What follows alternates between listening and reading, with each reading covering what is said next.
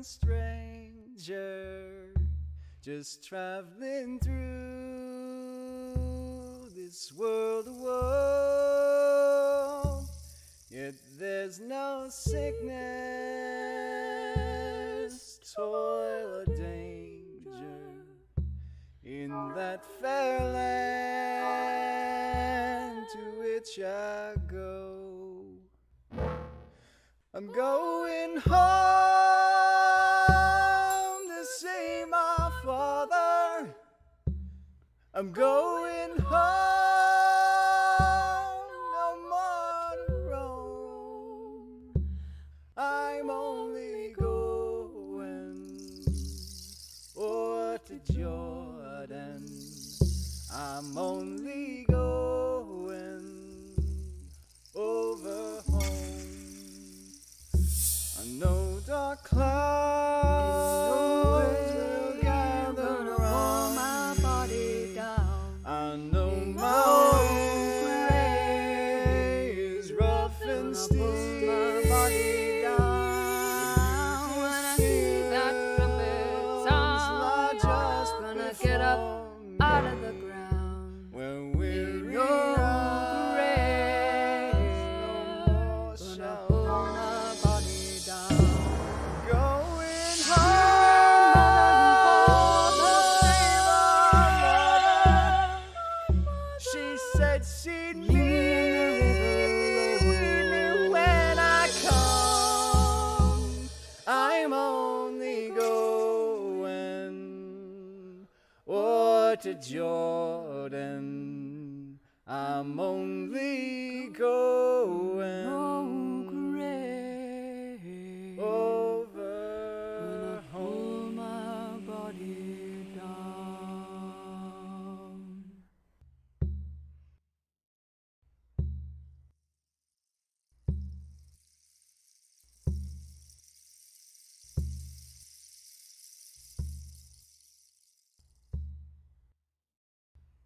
I am a poor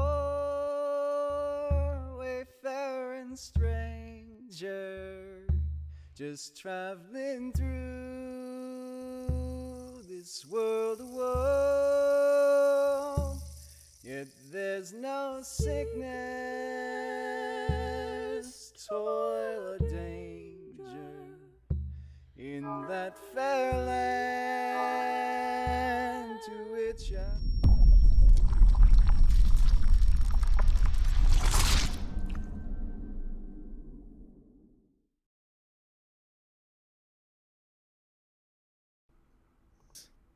Another one the that's main sort of universal one, I think. Yeah. oh no, is it yellow or is it blue? Yellow's universal. All right. Yellow tends to be like that kind of, one that you can give a yellow flower to anyone, and it doesn't. It can just be like, oh, hi, I like you, you're my friend or whatever.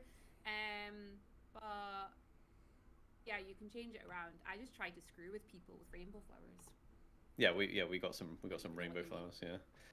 Well, because we came into it and it was like we had no idea about the flower code thing for the flower festival, and then nobody explains it very well because it's just like, oh yeah, we all have different codes and they all mean different things. You're like, all right, so like red means true love, but in my house it means something completely different, And I'm like, okay, so and then we didn't have a house because we were just knight errants and we were looking for a house. So we were like, oh no, we'll just make our own sort of flower code. Fine, I'll have my own flower code. Yeah, that's good. That's good. So we're live. Oh. So- I noticed we're live. I know Oliver didn't. Yeah, whatever. Oh. So welcome everybody to the stream. Where this is the audio's a little bit all over the place at the moment because Robin is the loudest person I have ever heard on Discord. It is insane. So she's currently down to 6%, and she is still. It's mental. Just change it to 1%. No, don't touch it. I've changed things now, so please don't touch it because you'll fuck everything up. You ruined the whole thing. Yeah, I'll break the stream. So that is rubbing all over there. So yeah, so we're here. So yeah. Let's have a little... So where are we at the moment? So thank you those who have subbed. So Max, good to see you, my friend. Nearly a year. Almost there. Dolly, it's a baby, 9 months. See you tomorrow, sexy boy. Yes, mate. I still need to pack. And Ben as well, 31 months. You have subbed for you nutter. 31 months. 31 months. That's Have they put up with you for 31 months? Yeah, pretty much. It'll be weird when you see if Helen subscribes. You'll see how long she's subscribed. How for. long? It's like 45 months. Wow. So, because like I said in our chat, I did a little bit of gaming for a bit of time beforehand, and she just subscribed. So it's yes, you got a wedding dinner out of it. Yes, you did, mate. You did. You did come to the wedding. Yeah, I mean that makes it worth it, right? We've got some OGs, haven't we? Like, so we've just hit a year, haven't we, on being affiliated, and we've got like maybe one or two that are like on the 13-month streak. Yeah, which is pretty cool. That's really cool. Oh, you got a hype train going. Yeah, level 2. The biggest I've had is a level 11, which was level 11, which was mental. It used to only go up to 5, and then they upped it because everyone was making it. So, Bolan, please behave tomorrow. Also, hello from Heidi. Hi, Heidi. I look forward to meeting you again and mocking you mercilessly in character. Dan, 29 months. You ass. How dare you? Long suffering. And Southern Vulcan, 3 months. That's awesome. Welcome, everyone. So, yes, subscribe. So, also, it's because you love me. Nah. Yeah. Ilex Oak subbed. Thank you for subbing for the first time. Welcome to the 1-Bit Army. Yeah, so where are we? Yeah, so at the moment, I'm trying to raise a bit of money for the Extreme Makeover 3. Yeah. So up the top there, I had this set up wrong. So it was only for donations. It is now set up for bits, because that's the way everyone seems to prefer to donate, because if you do it the other way, then Twitch and Streamlabs take a cut. So it sucks balls. So don't do that. So bits is a lot better, it turns out, for this sort of stuff. So there we are. We've got 82 days to go on it, and let's get there, and let's get 5 brand new players kitted out. I know you'll give me your bits, Dolly. I know you will give me your bits. I've seen photos. But yes, so I think that we had one quick. We're up level 3. Excellent stuff. Well, 3. That's nice. That's a long way off level 12 to beat the record. To be. Oh fair. Yeah. Oh, we won't. Yeah, we won't do it. We won't do it. I think we should. Have some hope. I think we can do it. We can get there. I'm highly competitive. Way too competitive to be on here. Yeah, it's they are really good. We've got quite a few people who we've all seen photos through the microscope. Yes. Dolly has a small penis. Just throw that one out there. Dolly tries to throw it out there, but no one knows it's there. Difficult to throw around, I imagine. Yes. Yeah. It's tiny. So basically I'm just doing the makeover stuff at the moment. I'm currently working on an Aliens tabletop charity stream as well, where if you donate to the charity, you get to then basically kill someone quite quickly. It's like a button mushroom. Yes, this is true, Dolly. Jesus. So this is going to be a nice, chilled. They're always nice, chilled chats. Let's face it. We've got a few beers being had. I have bought myself a bottle of 19 Crimes red wine. That looks fancy. It's a tenner in Tesco. Yeah, and I'll tell you what, it is the nicest red wine I've ever had. Really? It is so good. It is so good. And I've had a bottle of like £100 red wine and up. That is the nicest red wine I've ever had. Yeah. That's getting into the. How much is a bottle of Buckfast these days, Robin? I'm asking you because you're the Scottish one. I don't know. Just because I'm Scottish does not mean I'm going to know the price of a bottle of Buck at about £3.40, I think. Yeah. Is it that cheap, or are you cheap. just taking the piss? Is it that cheap, Buckfast? No, it's that Do you know about the Buckfast culture in Scotland, Steve? I know about other cultures in Scotland that we won't talk Yeah. about on stream because Oh, yeah. you know a lot of my family are from Glasgow, where the heroine. Oh, you'll know all about Buckfast culture, yeah.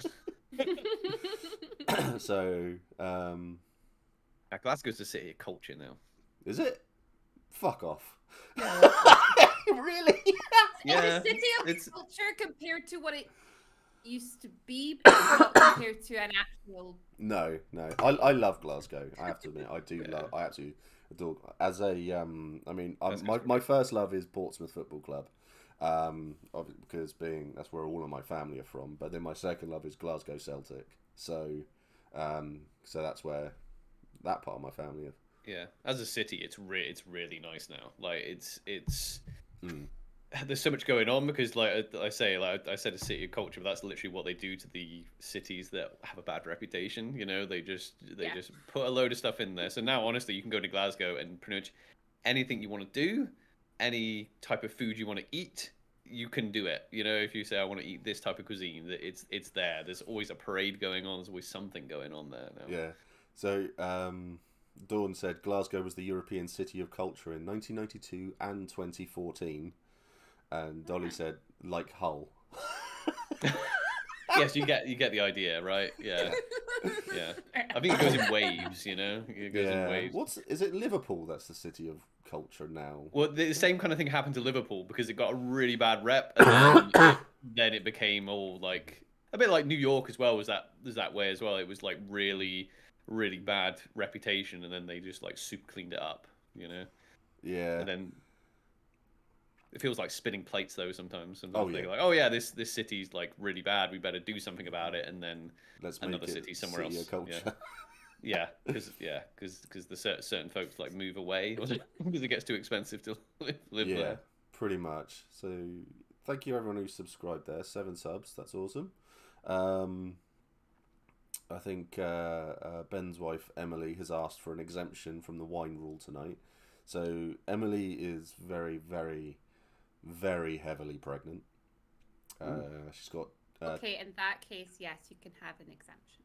Yeah, so she's got two in the oven, and they're due. I think it's next week. Damn. So yes, so Em, I believe you can break out the whiskey. I think that's allowed now. Congratulations, yeah. Yeah.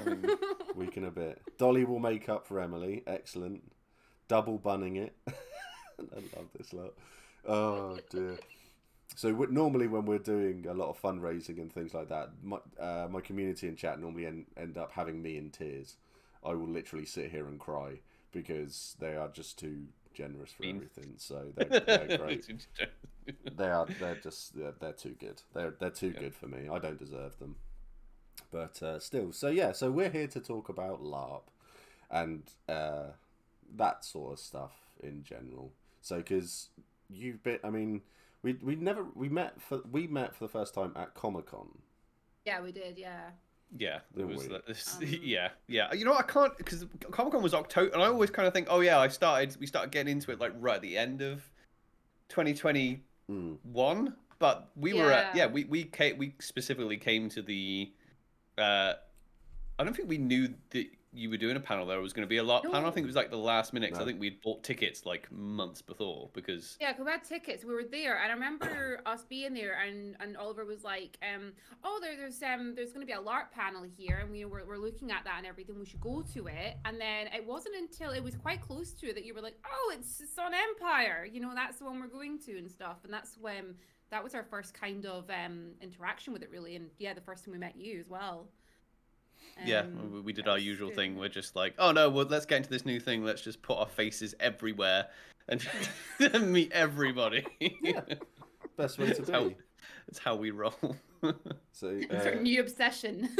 Yeah. I mean that is the best way to be. I'll see you tomorrow, Dolly. You have a good evening, mate. Love to the 2Have2Roll people as well. See you Very later. nice of them. and I can't believe Oliver just did that. That's just what on earth? I'll save it. I'll tell you what. Hang on. What we at? We need another hype train. I'll do it again. If we get another hype train. You know. Love the Dornish star in the background as well. Ben says so. Ben is in Dawn. Ben and his wife is in Dawn. So that's my lovely armor that I'm not going to get to wear anymore. Actually, so I'll get to wear it on the You might do. I'm passing that bloody test of metal on the Friday, okay? Yeah, but you might die. But you might die. Yeah. I'm not gonna die. Taking you with me. So you're both gonna die. That's positives. Oh no, yeah, we've already established. Actually, I think it was E3 or something. One of the troubadours we knew came up to us before we went out through the Sentinel Gate, and they're a non-combatant. They're like, oh yeah, make sure if one of you die, the other has to come back to tell the story. I'm like, no. I'm like, if we die, we're gonna make it the entire nation's problem. Don't worry. Best way to be. Yeah. We're gonna make the biggest scene ever. Yeah. And E4, we almost, yeah. E4 was, E4 was like a really ropey battle. That was but a different one. yeah, and we had Robin had an out of character injury, and we had a little mini timeout, and then I obviously went over to see if she was all right, and I stayed with her, and so there was a little while where we were just had our hands up, but the lines kept moved rapidly, so the Druge line just rapidly moved, and then the thing is, the Empire was all together, so the whole Imperial force was just miles away at that point, and the ref was like, oh yeah, we'll just take you back. And then when we came out, everyone was like, did you guys die? And we're like, no, we're fine. Like, oh, we were worried because we saw you behind enemy lines and you came back with your hands up. And they were like, oh, not those two, they make coffee in the morning. Wait, we didn't die in character. I ended up with an actual concussion, but we didn't die in character, so that's fine. Yeah, so as Bolam has said, and nothing of value was lost because it was only Dawn. Because I think Dawn lost 75. The actual numbers was. Ben said I think 100 people total in the battle. A lot of them orcs lost half. Dawn lost about 75. So it was bad. Yeah, it was bad. It was rough. It really was. That battle. It is nice to hear that the refs have listened and taken on board, considering what happened to me and how Mac died, and then the same things happened to you, and they marched you back through, and they put you back. Well, we actually had two opposite experiences of this at E4, because on the Friday we did a nighttime skirmish, and we went out. It was the last skirmish of the night, and I was challenged with them facing the winter creature in single combat as part of my test. So there was an injury, and the refs came over, stopped everything, but they carried on the fight elsewhere. So the Imperial line just disappeared, and we were there with all the Druge and the monster, sharpening its claws. And then the ref went, okay, time in. Stop I there, and I didn't realize, because it was pitch black, I couldn't see anything. I had to fight the monster, so I was like, I'm just gonna go straight for this monster. Yeah. And then he's like, okay, you got it, let's get going now. And then we were running, and then it was just you were conveniently not listening to me tell you that we need to get the hell out of here. Because this was it was Imperials around us. Well, this is part of Robin's test of metal, was to face a creature from the Winter Realm, right? So she just wanted to get a hit off or a cleave off on this thing, and I'm being aware of what's going on. Robin ends up in this situation where there's an out of character injury, so they're on a timeout, and I'm like, I see what could possibly happen, right? Because our lines are getting pushed back because everyone's running away, and the Druge lines are coming up the field. So I'm like, oh, crap. So I run over to Robin, and we're all nailed down. As Robin said, they're like, okay, time in. And I can see that Robin, Aranel, and Robin, the same person at this point, just tunnel visioned on the monster. And I'm like, we need to go. Time in. And she runs up, cleave. And I'm just like, I just grab your arm, don't I? I'm like, we need to run now. And you're like, what? I'm like, just go. That's right. That's the only reason we made out of there alive, that skirmish. Yeah, basically, if any one of them had cleaved our legs at any point, we would have both been gone. It was when we were running, and I was like, we're still running, and I haven't seen a single Imperial. We finally make it back, and when the Imperials hit me, they thought I was a Druge. In all honesty, I mean, yeah, I would have probably hit you as well. I mean, there's any excuse to hit anyone at that point, and no one cares about Dawn at the end of the day. It felt. I tell you what, it felt like it. God, it felt like that. It could have been worse because when Empire first started and the Imperial Orcs were in a battle, they lost 10 members of the Imperial Orcs, and that was friendly fire basically. Yeah. So yeah. I think it's either Marches or the League just rolled on the Imperial Orcs thinking that they were the enemy, and they killed 10 players. It was brutal. Absolutely brutal. But yeah, it still happens now. It still happens now that the Imperial Orcs get a lot of when we had essentially, so when we spoke to Kelly on the podcast, like that's one of the things I was desperate to ask. I was like, okay, so how, I've heard this, but how often do you get friendly fire hits? And she's like, all of the time. All of the time. Oh, there was so much anger. Like, ready for it. It was good though, because she explained how they kind of role play it out. So it's like, it's not just a case of kind of out of character. It might be a little bit about character. Hey, look, I'm on your side, but they're like they role play it out. So they're like, look, I'm wearing vines on my wrist because I'm a freed slave. Like, do I look like a barbarian to you, you idiot? Like, they do it that way. To make people go, oh, okay. They do. I mean, the Orcs are amazing. I've got such a soft spot for the Imperial Orcs and all the players. Yeah. They are so good at everything they do. They take an absolute kick in through everything. Yeah. But yeah. So after I did the talk at Comic-Con. Comic-Con, yeah. Sorry. So yeah, I forgot that's all. Oh, believe me. I mean, we've actually got an emote in chat, which is a tangent train. Because I go off on so many tangents and just talk about any random shit, basically. Yeah. Just so many deaths at E4. So Dawn said there was 30 died in Dawn, the Dawnish contingent over the weekend.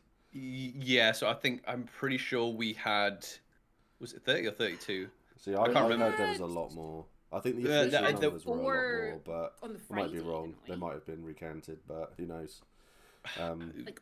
Over the whole weekend, because we lost. I'm sure we lost like 4. We lost 4 or 5 on the Friday night. No, it was 5. It was 5 on the Friday. I'm sure it was 5. So that was straight off on the Friday. That was horrible. Yeah. No. It was... and then it was a rough weekend. No. Urzen better be grateful. That's all I can say. Love Urzen. Urzen is so good. I think so Comic-Con happened then, and you obviously you saw that there was a chat going on about LARP. Had you already had an interest in an inkling about we want to go off and do LARP, or was it at that? Oh no, we were all in. We'd made the decision. We go big or go home. Yeah, we just like all in. Let's do it. Was it Mark Humes? Was it? No, it's funny because we know of Mark through. Even though we've been into like D&D, even though we're now into LARP, I knew of Mark through cosplay, because we have a friend who used to cosplay with Mark years ago. So I knew of him, but it was actually someone I was playing. I was running a game. I was running a Middle-earth game, and one of the players. I have no idea why we started talking about LARP, because LARP is something that I had friends at school that a friend in school that did it, and he kind of put me off because he was like, he was a big guy, and he used to be like, it's full contact, we go for it, and we were just like, maybe not for us. But being into like cosplay, being into D&D, I was like, I wouldn't mind giving LARPing a go one day. And one of my players was actually like, actually I listened to a load of LARP podcasts and things like that. You should check this Empire stuff out. And then I started like looking at Empire. I'm like, well, this looks like right up my alley, And then I remember sheepishly like walking through to Robin's room, like she's like playing on the computer or something, and I'm like, Robin, if I do LARPing, would you do it with me? That's literally what he said. Yeah, I was quite sheepish about it. I didn't know whether Rowan would be up for it or not. And you were just like, okay. So yeah, so that's what you wanted to share. That's your latest thing. Yeah, we'll do it. This is your latest thing. So Robin was drunk at this point when you approached her. I'm guessing, I'm and- always drunk. So. Well, it's hard to pick a sober moment, so you're better off just. Well, I consider myself very lucky right now then that we're on our way to the drunk moment, so this is good. Yeah. No, okay, so that's really cool. That's really good Yeah. because I think it's a natural progression from tabletop into that, because I started off doing it all like I said in your podcast. Yeah. I started off like at 16 doing tabletop Mage the Ascension and hated it. Yeah. And that, so for me, the whole thing was very much a love-hate. So the first time I did it, I absolutely fucking hated it with a passion. Yeah. So Maelstrom for me, hated it, and then I went in, and then obviously Empire came along, and it was just like, give it a go, and the rest is history. So yeah, I think I did, like, so I watched a few videos, listened to a few podcasts, and obviously like read what I needed to from the wiki, and I was like, yeah, this just seems like right up my street, especially with like we were playing a shit ton of D&D like a lot of people were, and we were just all about, like Robin and I were literally just having roleplay sessions like without a DM, and we were just like, oh yeah, we'll just do this. So I was keen for what Empire had put forward. It's a very kind of roleplay heavy system. It's not just we're all going out and it's a Warhammer system. Also, I don't know about any other LARPs, but like it's a Warhammer system where we're all just gonna dress up like like Space Marines and just go hit each other. It seemed very much in the veins of, oh shit, yeah, this is something I really want to do. I want to do the combat, but also it seems like the type of thing that I think we would both be into. yeah. And then I actually this is how sheepish I was about asking Robin. I actually looked up the nations, and I like skimmed some of it. I saw the main one that I wanted, Dawn, right? And then I was like, okay, that's definitely for me. I'm like, I don't know if Robin would be into that one. So I was like, I'll read some of the ones that I think Robin might be into, and I'll like pitch them to her as well, And I was you like, pitched two other nations to me. You pitched Navarre and Wintermark. Yeah. Pitched them to me, and then you said that you were interested in Dawn. And we went. Well, the thing is, the point where I realized that we definitely made the right decision was your response, Steve, at MCM. When I was sitting there, I'd asked a question. I don't even remember what the question was now, but I'd asked a question. You asked what nations everyone was in. I asked, what attracted everybody to their nations. I think I'd started by saying, we're really interested in Nation of Dawn. And I was asking because you had the mic. It was your reaction of just being like, Yeah. And at that point, I was like, I have picked the right nation. Yeah. So everyone in chat, if you haven't seen, so I think Larp Max in chat, Max was at that one as well. And yes. Hey Max. And we were there, and so Max is obviously he's an Earl, Castellan, I believe, and I love I have got a very much of a soft spot for Max, and I've got all the time in the world for him, and oh shit, he's there. He's actually responding, so I've said something nice about him. Oh, what a twat! Fucking despise him. But so we were talking about. So it's literally. I love the fact that you give off.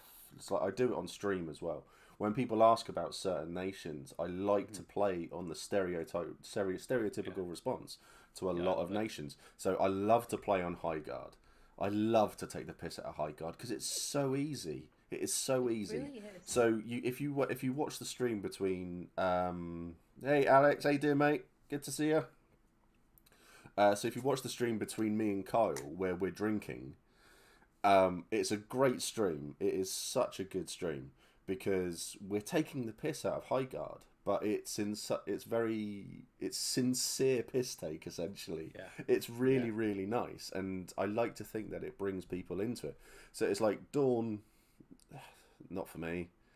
It's very King Arthurish and all of those sorts of things, and that I love the legend. I love that. I love that sort of side of it. I love the Green Knight, the latest film that they've done, and I love it all. But would I want to dress up like that and go around? Nah, not for me. Who would? Who would? In all honesty, let's face it. Just finished last minute kits before the Reaper's Ball tomorrow. Yeah, don't get me started. So I had kit ready for the Reaper's Ball tomorrow, and I gave up on it. And then I'm married to a legendary lady who came in and fixed it, prepared it, and put more on it, and made it look good, because what I did was shit. Yeah, you didn't use the And stapler, admit did you? it. Did you sort of sit in front of her trying to make it and just kept, intentionally hurting yourself and dropping it until she eventually went, "Do you know what? Okay, I'll No, fix this." I shouted, swore a lot, threw it across the room, and went off and did something else. I think I sat down to play Conan Exiles, to be honest, and I ignored it. and then she picked it up and just went, "There you go," and just okay, I'm gonna go I'll do this for you now. So she did, and it looks really good. So yeah. Well, have you got it hung up all nice and pretty? Is it? Yeah, ironed it's actually and over there. destroyed? So I would pan the camera across, but the living room's a tip. So, but as long as the kit is nice and pristine. yeah. Well, I can show you a bit of Helen's kit. She just fixed her horns, actually. So Ew. yeah. Nice. So yeah. So she's no. I don't want to stretch them out. My head's way too big for those. Just fix their horns. Snap. Yeah, she would Look at these new absolutely things. Murder me. You can tell. Is Helen not watching? Is she not watching? No, she's not. Oh, thank fuck for that. I'd be in so much trouble. Oh dear. So hi Liam. Just saw you on Discord. Was on the stream. How did I forget it's a Friday? I forgot it was a Friday. To be honest, until about 5 o'clock. So Debbie Harry. 4 months. You crazy person. Good to see you. Not the Debbie Harry, obviously, but to me, he always will be the Debbie Harry. Very horny Steve. Thanks. Yeah, first outing of the hall this trip is going to be unreal. Yes, yeah. So yeah, so I mean, when I like to talk about all of the nations, and I like to put like the both sides of it. So you'd hear, so like Highguard, I love to put down. Because when I find that when you talk to a lot of people about the nations and stuff like this, is that you may have found this yourself, but if you talk about certain nations, people have their own idea of, oh, that's a great nation. No, I don't want to be part of that nation. They're shit. Or no one should join that nation or anything like that. And I find that when I put nations down, people will just defend them and they will build them up, even if they're not part of it. It's like Urizen, for example. I love Urizen as a brief. Max started in Urizen. I've gone over. So watch their stream watch our chat about what happened with me in Urizen. Yeah, the story of Mac and Urizen. I've gone through that there, and I know I've told the story a few times here, but it just didn't work out for me. I still love the brief, it just didn't work out for me. It's like Highguard, not for me. But look at what Kyle's done. Kyle has hit the ground. I say hit the ground running. He's hit the ground with a massive fucking belly flop, and he has done so much there. Yeah.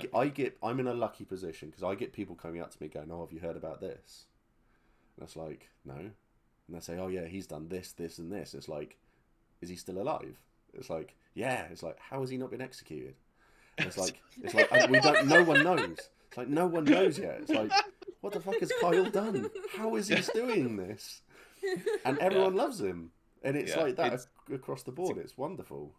Yeah, it's incredible, isn't it? When players do that, they just say, right, I'm going to just jump in. Because that's what he was saying when we spoke to him. He was like, oh yeah, like people were coming out of this player event being like, is this your first laugh? Yeah. It's not only being like good at, being confident in role playing and embodying your character, but I think he obviously displayed a knowledge of the lore and the world, right? Yeah, that's exactly it. I think it's like Esme's just said, how I joined to how has he not been executed yet, which seems about right, pretty much. Mike's my favourite for dying in every nation, sometimes twice in a weekend. So Mike, he's done 1 year, and he's lost. I think he's like on 0.8 at the moment of characters. He's lost so many characters, and I love him for it. Bless his cottons. He. There's a few people like that. There's a few. There's one or two, and there's one that we know. Is honestly, I've every event. Every event. Every event. I am aware of 2 players in the game. One who has lost 5 characters at one event at Empire.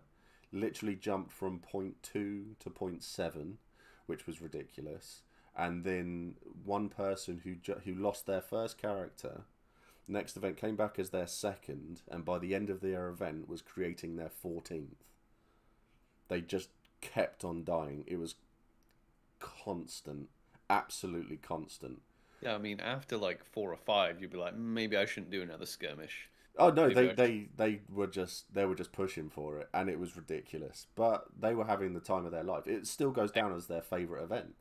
Yeah. Well, like, that's the thing. If that's the thing is, like, I almost worry that you get maybe too attached to them, and you kind of think, oh, maybe should I have an event where I retire like Godric for a season, come in as someone else with just the goal of just being a little bit suicidal and just experiencing that with not that stress. I don't know, or I just think, let it happen organically. Yeah, I mean, when it happens, when one of you die, I want you to come back on and tell me the story, and talk about what happened, because the build up to it all is always, we weren't expecting this, we were preparing for this, we thought it was going to be A, B, and C. Then the death happens, and that story always takes 20 minutes, and it's always an epic story. I've never heard a death that's just a bad death. Not one. Yeah. Even when people come up to me and say, oh, it's a terrible death, then they tell me what happened, and I'm like, oh my god, that was so good. That was awesome. Pretty cool. Yeah. And then they get this is the fallout after the death. So we'll sit there chatting away. So it's like I was chatting to Alex about his death in Dawn and everything like that, and he just talked it through everything that happened, and it's just like, that's insanely good. You got to attend your own funeral as well. You got to do something epic at your funeral, and you got to hear what everyone thought of you.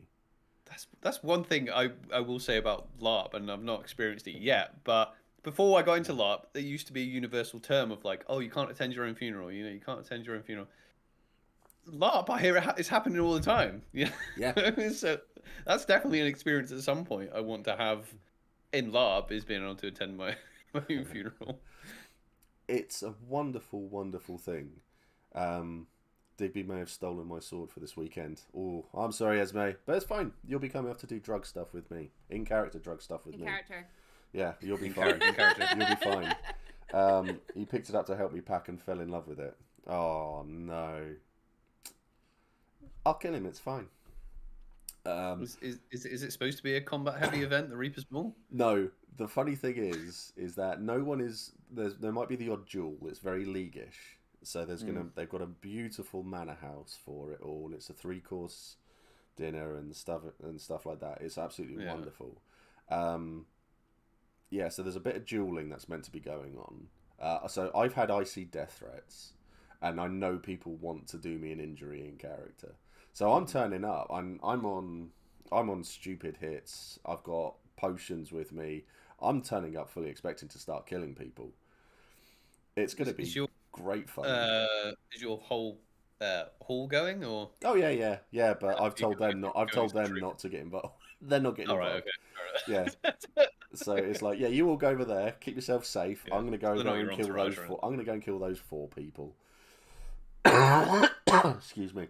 So the illness I had at the beginning, like 3 weeks ago, I'm still recovering from. Lingering. Ridiculous. Having died 3 out of the 4 events last year, I feel I've had all the practice I need. Yeah. I mean, deaths are a wonderful, wonderful thing. So, like, Al's death was phenomenal. And then, Justin, who does a lot... You can't miss him in Navarre. He's like 9 foot tall. Half Dutch, half Jamaican. You just can't miss him. Or you can hear him on the other side of the field when he's singing, let's put it that way. Yeah. He wrote the song. Have you heard the song "The Nine"? I don't think, but I probably have, because I have been delving into about a Navarre who goes around singing, sleeping with a woman from every nation. It rings a bell. He wrote that, and you can just hear him an absolute mile away. I went to his character funeral, his first character's funeral, and that was really emotional. That was like 12 people just there, and everyone was coming over to pay their respects, and then we were just like, yeah, this is just not good, and it really hit us all. Then we did a Whispers Through the Black Gate for him, and he came running back in and told everyone off. And then he was calling people over to give them like a little private message. Come closer. Yeah, so we had there was the Vate, the magic person, whatever they want to do. They were stood there, and he was going, "Come, this person needs to come closer. This person needs to come closer." So, they would come closer, and then they would literally be so close, and he'd start whispering. Don't worry, chat. I'm not going to do the ASMR thing. They were whispering in each other's ears. And there was just like people just like walking away with a big grin, and then they'd finish, and then as they're walking away, you just see the tears in their eyes as they're walking off. So for me, when Mac left the 2 feet in Navarre, mine and Justin's character, the last words we said to each other were in anger. And during this death and stuff like that, he was like, "Oh, is Macus there? Little." Yeah, think of any words you want to fit in there. They probably would have mentioned. So I went over, and they were just like, "I want to talk to him." So I was there, and I whispered, and he was just sort of like, "Through all of our fights, I've always known you would be the one who would do better. I am so proud of you." I was just like, "Oh, you dickhead." And I'm walking off just like tears streaming down my face. So we all left. So like there's like 4 of us who left to go off and have drinks. We went off into Varushka, and we invented this wonderful game called Knifey Table.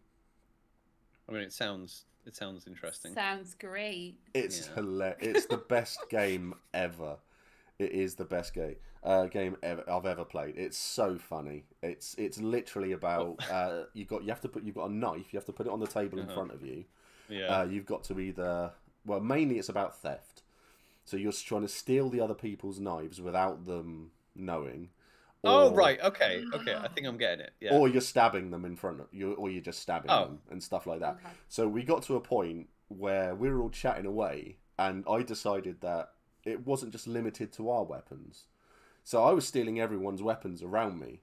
So people were going, "Where's my axe?" And I've got like 9 weapons on this table in front of me. One of them was like a 7-foot great axe as well, which is just there.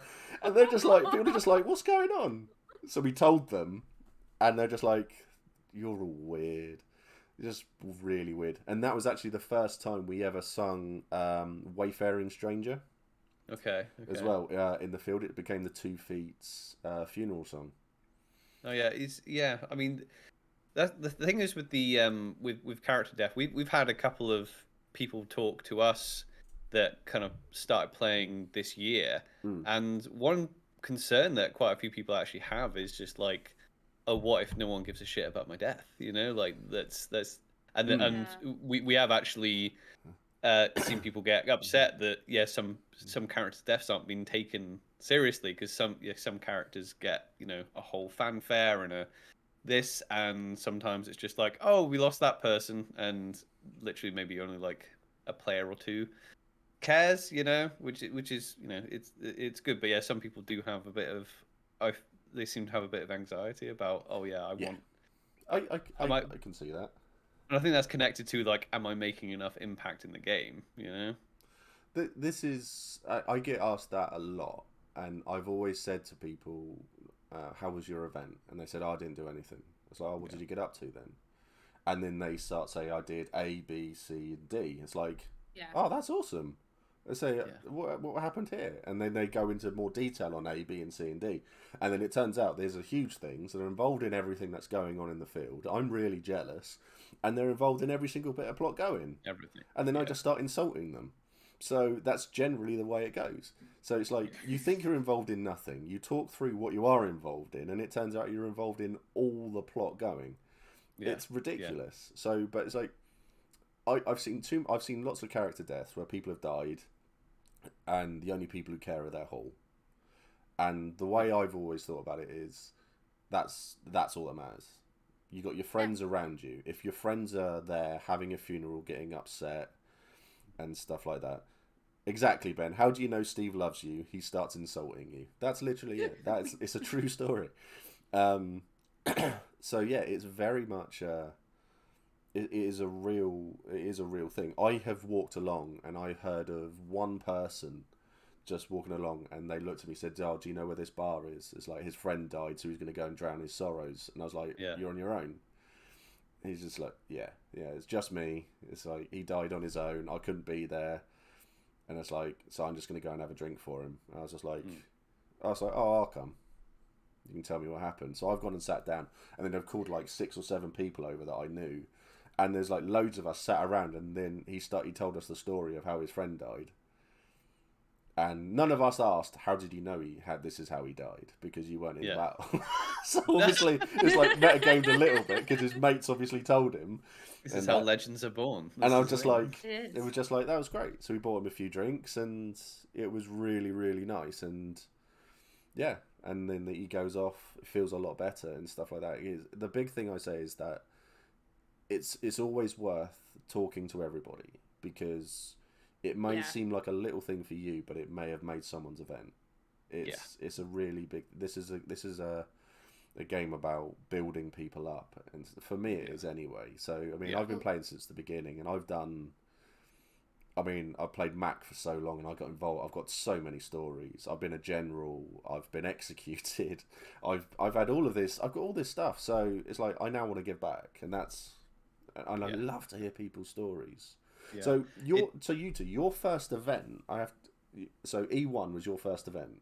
Oh yeah. Yeah. How did first event, everything. How did that go for you? Because obviously everyone was coming back after COVID. So you come into the field, you've got yourself set up, and then what happened? Someone tried to. We didn't even get our stuff set up. Someone tried to convince us to leave Dawn for Wintermark as soon as we showed up. From the ban. We should, because we show up on the Thursday. So I think 2 of the 4 events we showed up on the Thursday. The others we showed up on the Friday. But the first event, we'll go there the Thursday, because it was like Easter holidays, wasn't it, or something? Was it Easter holidays? Yeah.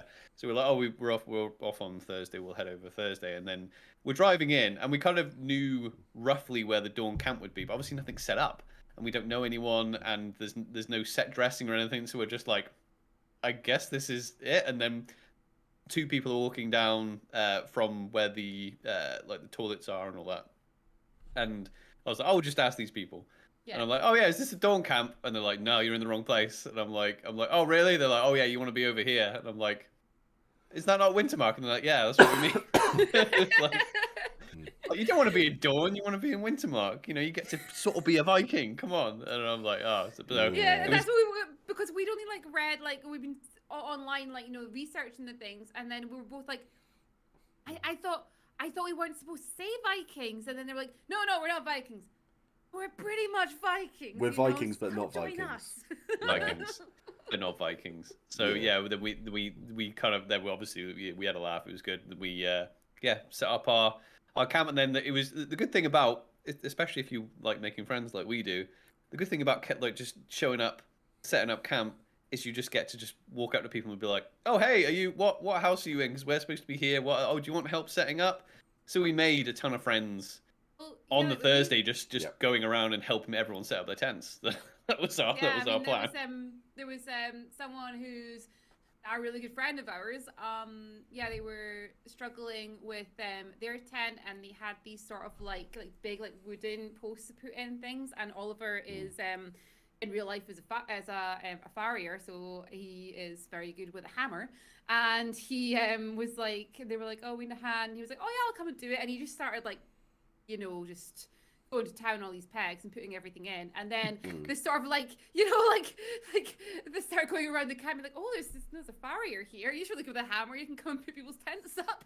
Yeah. And Oliver ended up walking around with a hammer. I have a question. What's a farrier? Oh well, especially if you're if you're into Empire, you might not know, because the animals that we work on are extinct. Yeah, farrier is someone who puts shoes on horses. Ah, wonderful. Yeah. Oh, that's really cool. I literally had no idea that's what it was called. Yeah. Cheers, Ben. Horseshoe person. Is that the technical term? There you go. Horseshoe person. Horseshoe person. There we go. Farrier. I had no idea. That's really cool. That must be. That's really must be quite. Yeah, it's all right. It's all right. And the thing is, any job, if you do it for a living, has an element of mundanity to it. So yeah. I've been doing it for a long time now. So So you just, yeah, it gets a bit like, ugh. So Yeah. you know what I love about the Empire setting is that horses are no longer a thing. So so it is a true escape from work, you know. So it's just like I don't have to think about a world where we have to No. talk about horses, you know. I can imagine. Honestly, I think that's what sold you on it. You were like, horses are extinct. We're going. Horses are extinct. I want to live in a world where there's no horses. There's a when Empire started, people were talking about whether or not they could bring their horses to the event, I bet. Yeah. I and bet. then they just Yeah, said horses don't exist. Well, horses are extinct, more to the point, Yeah. and it became very much a that's quite sad. But I mean, speaking of horses, there's a LARP that happens in Norway, a Viking LARP that happens in Norway. And when I say a Viking LARP, this is a proper Viking. It's a week long, no, 5 days. It's in a Viking reenactment village. Chat will be bored of this because I talk about it all the time. I got invited to go to it, and it's literally you pick your role. So if you want to play LARP on real hard mode, you play a serf. So you are the lowest of the low. You're being ordered around by everybody, and you're literally bringing people food, drink, you name what a it. weekend. I mean, I could understand some people would want to do it. Or you could play a Thane, or you could play a Huskarl, or these sorts of things. But the other thing is that where this village was, there's no power. So they had one generator on site, and you had everything was set up so that if you had your own horses, you could bring your own horses. And there was places to put them, tether them, to do everything there. So there was the guy who runs the village. It's a living history village. Is actually a blacksmith. So he runs the blacksmith in the middle of the town. So he's making. So if you come along as a player, you're given like a buckle that he's made and things like that, and it's absolutely. That's looks pretty cool. Yeah, phenomenal. But it's it's a Nordic LARP, and it's really it's LARP on hard mode. Because you're in the wilderness. I think it was like a 2-hour drive from the nearest village.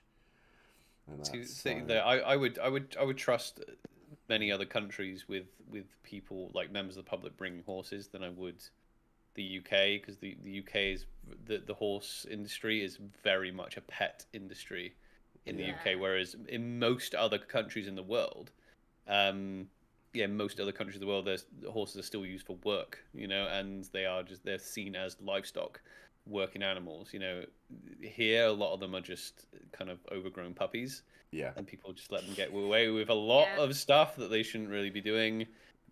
So yeah, if I showed up to a LARP and someone's just like, oh, can I bring my horse? And the event organizer just been like, yeah, sure. I would be very, very cautious of that, you know? Yeah. I mean, even in the reenactments that they have in the UK, they don't bring that many horses because there's not that many horses in the country that can cope with that type of thing, you know? Yeah, I think, I mean, it's like riot horses and things like that. They're the one who can deal with people being real, like in your face. And stuff and that's the thing. So... They can cope, but yeah, it takes a certain type of animal, and there's not that many of them in the UK because a lot of them just it's a pet industry. You know, they coddle them, and it's you know, a lot of them are scared to bang a gate in case the horse goes crazy. Whereas you know, you see the horses that do the reenactment, obviously got cannons firing off next to them, and they're just like, this is fine. This is fine. Remember, this is life. I know my job. I know my job. Mind you, those horses that they had at the Tewkesbury Festival, Robin, they were hot. They were struggling to keep them under control. Yeah, there was definitely a couple of them that ended up taking out a little bit early and just took them out to see people instead because they were getting a bit like, no, not liking it. So hot, wasn't it? It was like it was melting hot. Yeah, the horses just weren't happy at all. Yeah, they were just like, look, it's hot, this is awful, there's a cannon going off next to me, I just want to go home. Yeah, see, I quite like those sorts of things like that. Is that the worst? I saw. It's a complete tangent, but I took Lily and a friend of mine. We went off with his sons, and we took them off to a fort in one of the hill forts in Portsmouth, where they were doing a live. Well, I say live firing. They were firing one of the big guns basically with a blank, and it was a bad day for a pigeon. Let's put it that way. Because as they fired the gun, this pigeon flew directly in front and just went. Oh my god! It was just gone. I'm sorry, but that is funny. It was so. I'm sorry, that is funny. Yeah. The gun went off, and everybody was just like, "Oh my god!" And all you could hear is me and my friend Chips. We're stood at the back there, pissing ourselves laughing because this pigeon has exploded. Yeah. But the chances of that happening are so low, and you're just like, oh wow, it's just one of these things, isn't it? Like it was so good. It was so good because we sort of like would wander over, and you could see all these feathers. They're just sort of like slowly. As they slowly fall down. That's the thing. Slowly doing that. There's no missing that when a bird, does that type of thing. Because, like you say, the feathers take a long time to. It was to brilliant. fall. It was so good. So is Empire your first LARP? Yeah. Is it your first and only? First and only LARP, yeah. So we did 4 events this year, and that is our complete experience of LARPing firsthand. No. Have you... Sorry, Beth just said nay. Take a drink every time Robin shakes her head at the other two. No, I'd be shit-faced. I'd be shit-faced. We started that game when we got married, didn't we, Robin?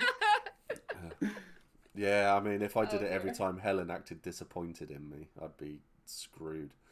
But I was just saying Robin looked stressed. Cheers, Ben. So what we're saying here, basically, is that me and Oliver shouldn't be allowed to meet up and have a few drinks with each other while Robin is in the same room. That's you guys. Okay, at least we've established these things. So I know, I'm noticing now that I'm shaking my head. I know. I think the things when we're bonding over the thought of exploding birds, I think then she was like, this was a mistake to bring him on here. This is what regret looks like, everyone. Volga says, challenge accepted. I haven't got any plans tomorrow. Excellent. You go for it. Okay, so have you had a look at any of the other LARP systems that are around? Any other LARPs in the country or Europe or worldwide? Yeah, I mean, because we were looking at there's quite a few of the iLARP events that we were looking at. We just have not been able to get tickets for any of them yet, but we were kind of looking at a few of them that looked quite good. Yeah. I mean, because they're so popular, aren't they? Yeah, Second Breakfast looks fun. I want to do Second Breakfast. Yeah, Second Breakfast does look amazing. Yeah, I'd want to play Fatty Bulger though. Just sit around, smoke a cigar, and drink. Yeah, I feel like I would be young Bilbo. I feel like that would be me. That would be a good one just to do. Because it sounds quite chill, I would definitely like to try that one. I mean, I would like to, because as we've already established, I'm an equestrian person. For like, if we were to do like Flying Lead or a Western LARP, I literally have kit. The only thing I would need would be like a LARP safe weapon or whatever. Because I think it's like cap guns they use, right? So that would literally be the only thing I'd probably need to get. I'd like to try that one, but that seems very popular. That one. The other one I looked at, cause we mentioned King Arthur earlier. Were they not doing a King Arthur one? No. That I think they ended recently. So I was interested in the look of that one. They ended. So I was like, oh, right, okay. And then the other ones, got a pirate one. Yeah, there's a pirate.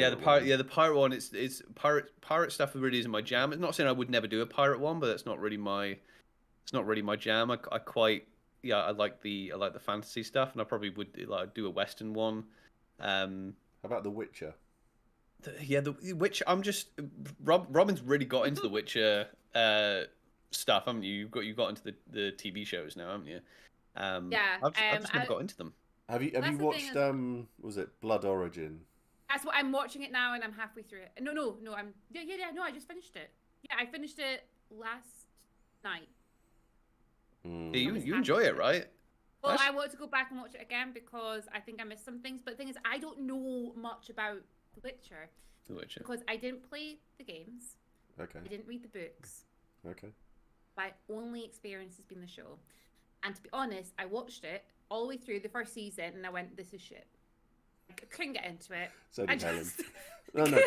Helen loved the first season, hated the second. I just, it wasn't for me, and I wasn't too sure. And then the second season came out. I went, yeah, sure, I'll watch the second season, and I loved the second season, which seems to be like the opposite of everyone I've spoken to. But I don't really know much about it, So I love the games. Played all the games. I'm playing through well, I never played the first one, so Helen had it on our Steam, our shared Steam thing. So I've been looking at that. I've read the books. I'm reading the books again. And that Witcher 3 is a must to play, because I think we own like 3 copies of The Witcher 3 and we just haven't got around to yeah, it. same. we do, because I bought you one, and then I won a copy of it, and like. And then I got it won on a copy Steam of for it, like and I £1 won like or a something. load of Witcher jewelry and everything, and then I was like, I should probably play this or watch it. Yeah. So Dawn, Eva Shambles in chat. Dawn's husband. He has a name, but we just refer to him as Husband Face. I was going to ask. yeah, Husband Face. So Tom, fair enough. Dawn's husband. He was. I think he's head of plot for Northern Kingdoms. So which is a Witcher LARP. That's the Witcher LARP, right? Yes. Okay. Yes, yeah, no, I have actually looked at that. That's when you said Witcher LARP, and I was like, it's ringing up a bell. Yes, yeah. I mean, it'd be quite fun to be like, hey, we'll go to a Witcher LARP, and with the premise of like, Robin knows about the Witcher, but me not knowing a lot about it. I think that would be quite interesting. Good, thank you, Dawn. Yes, he is being talked about. I hope his ears are burning. I mean, if you two fancy going to it, then I mean, I know Helen fancies it as well. So we'd be more than happy to come up with a group premise for it. My only thing is that if I'm allowed to play a Witcher, I would be House of the Bear, or School of the Bear, I should say. That's not just a preference either. It's, but I love The Witcher. So I mean, the first 2 series I loved, the books I loved, the games I love. The Dark or Blood Origins, the new series that they've brought out, I hate with a passion. Really? The writing, I found the writing awful. The acting was terrible. Okay, the acting. Now, I got a bit excited at first. I was like, they've got a Scottish elf. Yes. Oh no! Oh no, that's season 2. That's Did they have a Scottish? Oh yeah, a few of the elves are Scottish. Yeah. There's one actual Scot in it. The rest are putting on accent. The rest, putting on fairly atrocious accents. Yeah, there was a few bits that I really. I mean, I kind of just sat and like mindlessly watched it. While I literally put it on. I was like, I made everybody's Christmas gifts this year, so I was making some leather pouches, and I was sitting like riveting leather and so. So you tell everyone together. we're poor. Here's a handmade gift. Handmade gifts, best gifts. Really nice handmade gift. They always are. Oh, I haven't. I said to my dad, I was like, Dad, I'm skinned. I'm making you something this year. So sorry about that. And then I made him like this proper like stitched in pouch and I stamped his, because he does like mountain biking, so I stamped all his medical details onto it. Aww. And I like had it already, and I was like, yeah, I'll send that down. It was all beautifully finished. And he was like, yeah, you made this? And I was like, yeah, no, I've gone past macaroni art now. Thanks. That's awesome. I was like, you literally saw my armor, Dad, but yeah, whatever. That's fun. Did you make that armor yourself? Really? Holy shit, that's amazing. That's incredible. I'm making a set for a new set for next time. So I'm going to be letting people borrow this because I don't want it to go to waste. So I was just going to blend it out to people, but I need to. The house I'm joining has an hourglass as a sigil, so I need to practice stamping an hourglass. So I'm going to make a few practices of that, and if the practices work, I'll make those into little like attachments for people and gift them to house members, and then we'll see. That's really, really cool. I mean, I love it when people show off how talented they are, because I think that within all LARPs, there's an absolute glut of people who are so talented but don't talk about it. They really are. So yeah, they are definitely getting the bin talented. So I had no idea you made that armor, Robin. So you are officially getting the bin talented. So congratulations. Made it. I made it into the bin. Too many people. It's like Max as well.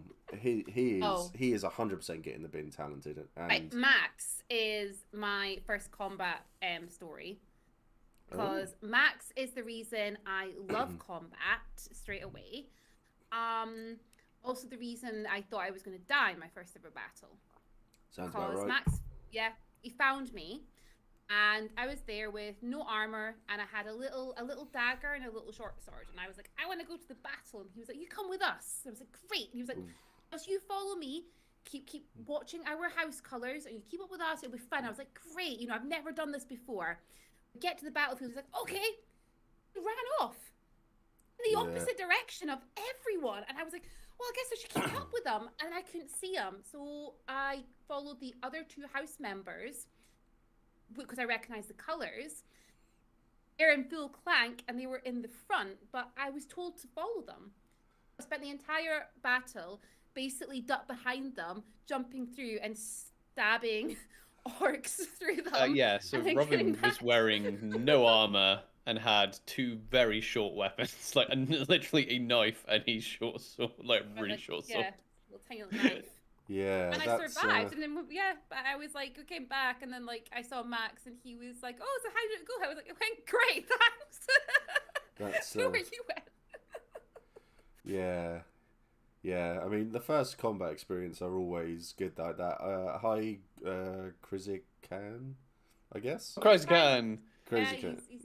Yeah, wonderful human. Yeah, Krizikan's one of ours, so nice. Behave yourself, Kroz. You're representing. No, don't behave yourself. This is a very open, friendly space. Go ham. Max, yeah, I am a blur. See, I think that me and Max would be a very, very, very dangerous people to fight alongside each other in a battle because we both go missing. So I'm normally found 20 feet behind enemy lines, just having a laugh, fighting generals. Yeah, there are certain people, especially when it got to E3, E4, and we kind of knew a little bit more what we were doing, what it was all about. Yeah, there were certain people, not just in our nation, in different nations as well, that you kind of clock on the battlefield, and you just love just locking eyes with them and just being like, oh yeah, I'm in good company now. Because sometimes you're stuck on these lines, and it was like, oh yeah, fill the line, do this. Oh, just stay where you are, do that. And you're just like, all right. And then you lock eyes with someone who's just got the same idea as you do, and you're just like, let's I love it when I'm stood in the front line of the battle, and I'm certain people. You can see the people who just want to I'm going to stand here and fill a line. So it's fill that, because you just know. And then people around me are they go. Generals over there, and I'm like, excellent stuff, and I was like, yeah, you all feel whatever, we're going, and then I'm off, and then I'm literally off, and then it'll be the generals over there, and I'm going through that line with my 20 odd shatters and stuff like that, and I will shatter everything around me, and then I love to go one-on-one with the generals. So I did a skirmish where, because Mac proposed to the Empress too many times, and she always said no. It became a running joke in the end, and we did a skirmish where the Empress took over the Navarre army, so she had to take the field with Navarre for a skirmish, otherwise the magic or the Hearth magic wouldn't work for the Navarre anymore, and basically, so she had to take the field. Spicy, with us. Yeah. It was very spicy. Yeah. So we went off and we were fighting the Valorm, and some Jotun were there because they hate the Navarre with a passion. And we went off. So Andy Connell is an absolute legend of a human being.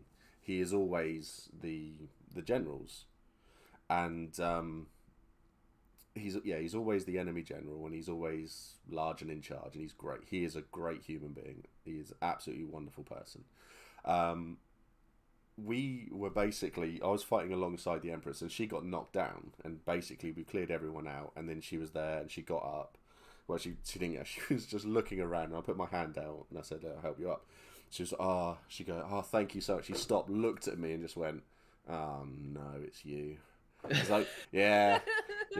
And then we had 3 Jotun come out of the woods behind us, and it was just me and the Empress. Her royal guard were fighting people off, and she basically went off to join them and went running off to fight them. Yeah. So these three came out, and I'm stood there like, yeah, this is fine. And Andy Connell was one of them. Andy Connell's like 6'3", 6'4". He's a big guy. And he said to the other two, you go off and fight them. And I was just like, this is like my little LARP fighter's wet dream right here. This is Andy Connell. And we were just like, yeah, 1-on-1. And he came out and he had this, he had his shield and he had his sword and he was just striding towards me. And I was just like, yep. Let's do this. Let's go. And he came through and he just went down the door and it was like shatter, cleave. He's on the floor and I'm like just like panel beating him down, executed him, and then walked off. And it was just like 5 seconds, and it was just like this is amazing. I was just like, I'm gonna get so drunk tonight and tell everybody what happened here. That definitely would be on my Empire bucket list. Would be to just kill an enemy general or a vital target or something. Just single-handedly. It would be. There are quite a few. I did a stream with Monster Crew, and I had a long chat with them all. They are a few people within Monster who they are worth keeping an eye out for because you can recognise them when they're on the field. They love to do these sorts of things, these sorts of fights, and to big people up. They absolutely adore it. Because that's obviously like a worry that you're just like, oh yeah, are the Monster Crew going to be competitive, or are they going to like give me my moment here, because are they just like, no, screw this person, it's all dependent on the situation. Because that's the thing. If I because I've not crewed, it's one thing I would like to do at some point, because we're talking about other LARPs. I mean, I would actually like to see the other side. I'd like to go the other side of it, whether that be doing a little bit of crewing at Empire, because a lot of people do a lot of like, I mean, reffing's not crewing, but I don't know if a lot of is it it's all crewing. Yeah, I mean, I used to do gate crew at Empire, so I'm literally the person on the gate who comes along and says hi, give me your name, and chat away to people. And then I've also done the crew where, so all of the big tents that I put up, I'm literally putting up the big tents with people. And that's all crew. So it's I'd like to see the other side of it. I'd recommend God. As well. So I'd recommend. I mean, if you're going to volunteer, just do it in any way, shape, or form. PD love it. They absolutely love it. You'll get your event for free. You get stuff paid for, and that you get a few free drinks. You get food and everything as well. It's well worth doing. There's I mean, lots of smaller LARPs as well. There's LARPs all over the country. There's so many of them. So because you're asking about like if we looked at any of the LARPs. There's a small LARP system. One of my clients actually, when I mentioned I was LARPing and their partner was into, and she was into actually reenacting, so they didn't really know much about LARP, but her other half knew a little bit about LARP. And there's one, there's a newish one in Gloucestershire now, and I'm like, small LARP. And I'm like, oh cool, that's great.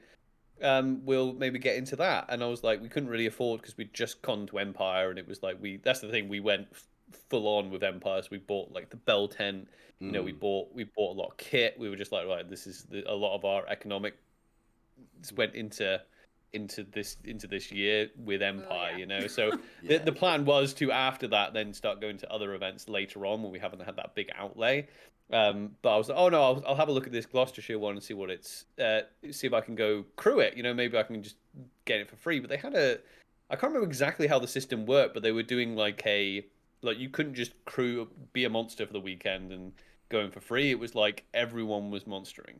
So it was like, depending on the percentage that you were monstering, got you a reduction on your ticket, but not a massive reduction on your ticket. So I was like, okay, we'll leave that LARP for now and see how it goes. And It sounds like a LARP I know of actually down here called Rising of Chaos. Oh right, okay, yeah. They've bought their own land. They've got their own site, permanent site for the LARP. They do a similar thing where you turn up, you buy your ticket, but if you're gonna monster it for say you'll do half a day on Saturday or something, you'll get 30 quid off. Something like that. It's out the same premise then. Yeah, same. That's so what they were. Quite a common. They were saying, and I was like, yeah, you know what? If that's the case, I might as well just like buy a full price ticket. You know, it's like I'm not like scrimping that much. So, but it was just if it's free, then I'll head along and see what it's about. The other thing with LARP as well is that it's like it's very difficult to get a sense, because this is good. The good thing about Empire was that there was, I know we're contributing to that now, but there was a lot of content creators that go to Empire, that have been to Empire, so there was content on it, you know, people talking about it, lots of photos, lots of bits of video. There's like old footage of it and things like that, and it's obviously popular because it's the biggest one in the UK, so you can kind of go on the Facebook page and get a real feel for it. These smaller LARPs, there's not much going on, so you can't really get a good feel of what you're getting into. It's like you just kind of have to go and see. I've done a couple of streams where I found other LARPs and I literally went onto their websites and had a look through their rules, character creation. Me and chat spitballed a load of ideas for things. So like I think it was Lorien Trust we were looking at, and we were going to all turn up as mafioso hobbits. Which was just absolutely hilarious for us. So there was loads of little ideas and stuff like that, but a lot of the LARPs out there don't have the coverage for a lot of it. So it's like, so I want something that I've wanted to bring is I want to look at all of these LARPs. I want to do these things. It's like iLARP gets a load of coverage. LT, not so much. Is it LT or CP? But Jess from Our Adventuring Party, she is. Yeah. Oh yeah. We've when you because I think you mentioned when you were on the podcast the other day, and I was like, oh yeah, and we started checking out some of her stuff, and she's so good. I think it's Lauren Trust that LT. She does a lot of stuff with. She's awesome. I've got so much time for her. We chatted a lot. We sort of discovered each other's channels at the same sort of time, so we were messaging each other. And she's actually come on stream, and then she came to Empire to E4 last year, so we actually got to meet in person. And she said, "Oh, I was having a bit of a good time. I was having a good time, but it's like I wanted to see what else was out there." And then she came and hung around with us for an evening, and she was like, I was involved in more in one evening than the whole event. It's just like I got involved in absolutely everything. It's like we gate crashed a wedding and threatened people. It's like I mean, it's the main reason why we chose Empire anyway, to be our kind of first one, our first game. But I also then worry that it's like, you know, has it spoiled it? Not spoil other LARPs for us, but you know, I think we will have that kind of analytical mind going into them anyway, especially if we're, you know, wanting to do like content on them or something, and be like, okay, you know, we're going into this sort of with a blank mind and going, okay, what is this about? But yeah, the little ones are tricky because you know, they literally have a Facebook page and then they have rules, and some of them I've gone on, looked at the rules, and it's like any LARP game, it's a lot, and you're just like, okay, I'm just gonna get the feel. You're like, this sounds awesome. But I still don't know, like, you know, what the event organizer's like, what the player base like, what's the site like, you know. When I look at other LARPs, I just read the negative reviews. I do that with Amazon reviews. I only read the negative reviews because I find that the negative reviews will tell me whether if it's a bitter player who has been banned for doing something dumb. Well, if that's the only stuff, then it's probably a good system. Yeah. If it's a lot of people going, the rules are shit, the players are shit, the refs are shit, it's like, I might give that one a miss. Yeah. If they're singling out like single members of like crew and things like but like you said, if it's someone just being like, oh yeah, they don't do this, and everyone else is happy, then you're like, oh okay, they're not putting up with bullshit, basically. Yeah. So like I think like that's one of our rules. Sorry, I was gonna say, like, I think that's one of our goals for this year is to actually try another LARP system, even if it's just, you know, just like one of the smaller ones or something, just to actually experience it, because a lot of people talk about small LARPs, and obviously Empire being a like a festival LARP, first experience of LARP has been at a fest LARP. So Yeah. Nice to try a different one just to see. I mean, I'm looking at going to Bickerleen this year. What's that? What's So Bickerleen? Yeah, what's that? Bickerleen is the biggest LARP in North America. So it's in. Oh, is this the one? It's in Quebec or Montreal. something, isn't it? It's in. Oh, right. It's It's in Canada, right? Though. yeah, Yeah. it's in Canada. Yeah, so it's just north of Montreal. Uh huh. I was having a look at. I've been having a look at their site today, funnily enough. So I was going to actually have a look at. I was going to do a stream with the site, reviewing it all. It took me a while because I had to translate each page, and then I realised there was an English option at the top because I'm an idiot. So It's all in French, it's all right? in French, So, yeah. yeah. So I've had. I'd love to go to do that because when I funny enough, when I started LARP and I was looking at it all, and YouTube was a big help. There's a LARP content creator. She's quite big. Kaza Marie. Oh yeah, no, I know. Yeah, And I mean, I've been lucky enough to have her on stream just to chat, and we really hit it off. And she is such a lovely person, and I'd love to be able to go out to do Bickerleen and to LARP with her because I think it would just be absolutely hilarious. And I think she'd sit there and look at me and go, "What the actual fuck are you doing?" And that's the reaction that I want from everybody when I LARP with them.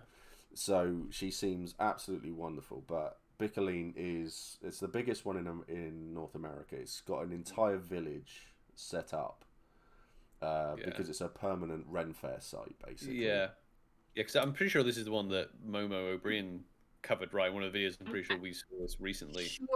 Yeah, I'm sure Momo covered that recently. Yeah, I was like, this looks absolutely mental, and they've got like, because it's like a mix. It's like a Ren Fair, but it's a LARP. And is this the one that has like the video game attached to it as well? There's like some sort of video game attached. Twin Masks had a little one. Is that one? Yeah. Twin Masks did. But the problem is, I mean, this is something that I know I've said to you, is that I will always call things out as I see it. So like the women's armor and stuff like that, regardless of the trouble.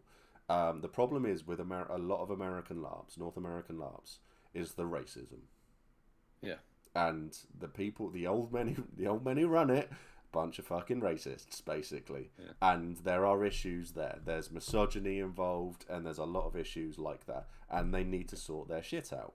Yeah. So, I mean, I spoke to Kaza about it, and I know that she has had issues with it as well, and I know Momo has touched on it on some of her stuff, but at the end of the day, a lot of people out there when it comes to content creation aren't going to be as bullish or as I am around it, but if I catch anything like it, I will happily call that shit out to its face. I'll happily get banned from a LARP if I'm calling out racism, misogyny, and shit like that, because it doesn't belong in this day and age. Yeah. Send it back to the 30s when it was the norm. Thanks, I don't want it near me. Thing is, as it gets more, as LARP gets more popular, more people take it up as a hobby, and more content creators go into it, it's going to happen anyway. Someone's going to call it out. I mean, that's the thing. Yeah. When I know PD have said that they're not well, they literally come out and said, yeah, we're not great at this the new marketing schemes of social media and things like that, and a lot of LARPs aren't. They're just not great at putting themselves out there like that. Usually because they're targeting. They've only got a finite number of people that can come to their games. So they're not trying to target like the entire globe with their stuff. No. But the thing is, if they don't, if they've not got right, okay, we've got our own YouTube channel, TikTok, but we like these people covering our stuff. That's good, but you don't actually have a handle on them, So no. It's great, and PD are absolutely fantastic. And then if we've got Empire content creators that love Empire, but if they fuck up, we're not we don't have anything to do with them. So we're free to just say, hey, they fucked up, or they they did a bad job with this. I've been quite lucky with the fact that I mean, whenever I have fucked up, I'm very open and honest. I'm 42, and I'm very open if I fuck up, and I'm still learning every day. And when I do fuck up, and people go, "Ooh, Steve, don't do that, don't say that, don't be like that," it's like, shit, didn't realise, sorry, and So one of my most viewed videos is an apology video that I put out. What did you do? You're a real you're an actual internet personality if you've got an apology video out It there. wasn't even me. It was PD. Yeah. Matt Pennington gave me a call and just said, "Let's Steve, we're mates. This is what's happened, and this is what someone has said. It's like, can you sort that?" And I'm just like, "Shit, I didn't even realise." So I put out an apology. That was it. Because you have to do that. Yeah. If you make a mistake, own it. Yeah. And learn from it. If you don't make a mistake, then you're a much better human being than I am. Yeah, because truth's going to come out eventually. That's the The thing. thing is, we're all human, we all make mistakes and things like that. The difference is the types of people who, like you said, will own up to it and be like, yes, I made a mistake, I've learned from that and it's not going to happen again, but, I'm going to apologize for it, compared to the type of people who are just going to be like, oh, well, I'm just going to ignore it or whatever, it shows a big difference. And I think that's where progress lies, is, people actually owning up to these things. Yeah. Exactly. It's a whole big thing, but PD have been absolutely wonderful when it comes to content creators. It's like I've had Matt Pennington on twice. Holy shit, Debbie Harry, you're an absolute legend. I owe you so many drinks. So you've just gifted 10 subs. 10, I think. 10 Yay. subs. Nice. So thank you so much for doing that. That's absolutely Just get one of these. amazing. Yeah, now you get it. I mean, I'm gonna make this a character thing, Empire. I think. You should bring Grumpy Bear out. You are well aware I've murdered players before, right? Yeah. Just to put that one out there. Yeah. Bring Grumpy Bear into it. Grumpy Bear. There's Grumpy Bear. Look. If you ever see me coming towards you and I'm wearing my pig mask, be afraid. Be very afraid. I'll probably be afraid. Godric's too What stupid. the American Horror Story is this? You have a pig mask? Yeah. Oh, hold on. What's happening now? It's happening. Oh no. So I can't show it yet because I have to put a warning out on stream because I know there are people. I could never be afraid of you, Steve. I know Biscuit, but we have that kind of relationship. There was a Dornish Care Bear. There was a Dornish Care Bear. Yeah, we've got a Dornish Care Bear, and what do you bring, Steve? So within so Cal's background is his brother is in the league. So within the league you wear masks. So Cal has his own mask to wear. If you have a fear of masks or pigs, look away now. I'll count to 5. Look away now, and I'll tell you when you can look back. Tell you when it's safe. So yeah. Oh, no. I'm sorry, but that is right out of American Horror Story. Oh yes, Yeah, it is. that is actually right that's more terrifying than I thought it was going to be. Actually, It's wonderful, absolutely amazing. You can all look back now. It's gone, everyone. You're fine. It's gone. Yeah, so that is that is my mask. I've warned Emily, don't want the shock putting her into labour. Yeah, please don't. So yeah, things went wrong for Pepper, and yes, Bolam, I am wearing it tomorrow. So so within the league, their Hearth magic is when you wear a mask, you become a different person. So Nick or Nico, the battle butler, whenever I have the mask on, he talks to me like he knows me, but then when I take it off, he's very much, oh brother. His mannerisms change, and it's so good to see. It's absolutely wonderful. It's so good. Yeah, it's really cool. I absolutely love it. Yeah. So, but the funniest mask, hands down, that I've ever seen in the league goes to Hayden, who's in our hall. So we were up in the league for the Reapers, and I had everyone had masks on. It was great. It was wonderful. He didn't have a mask, so he took a bandage, ripped 2 holes in it, and wrapped it around his head. He looked like a Teenage Mutant Ninja Turtle.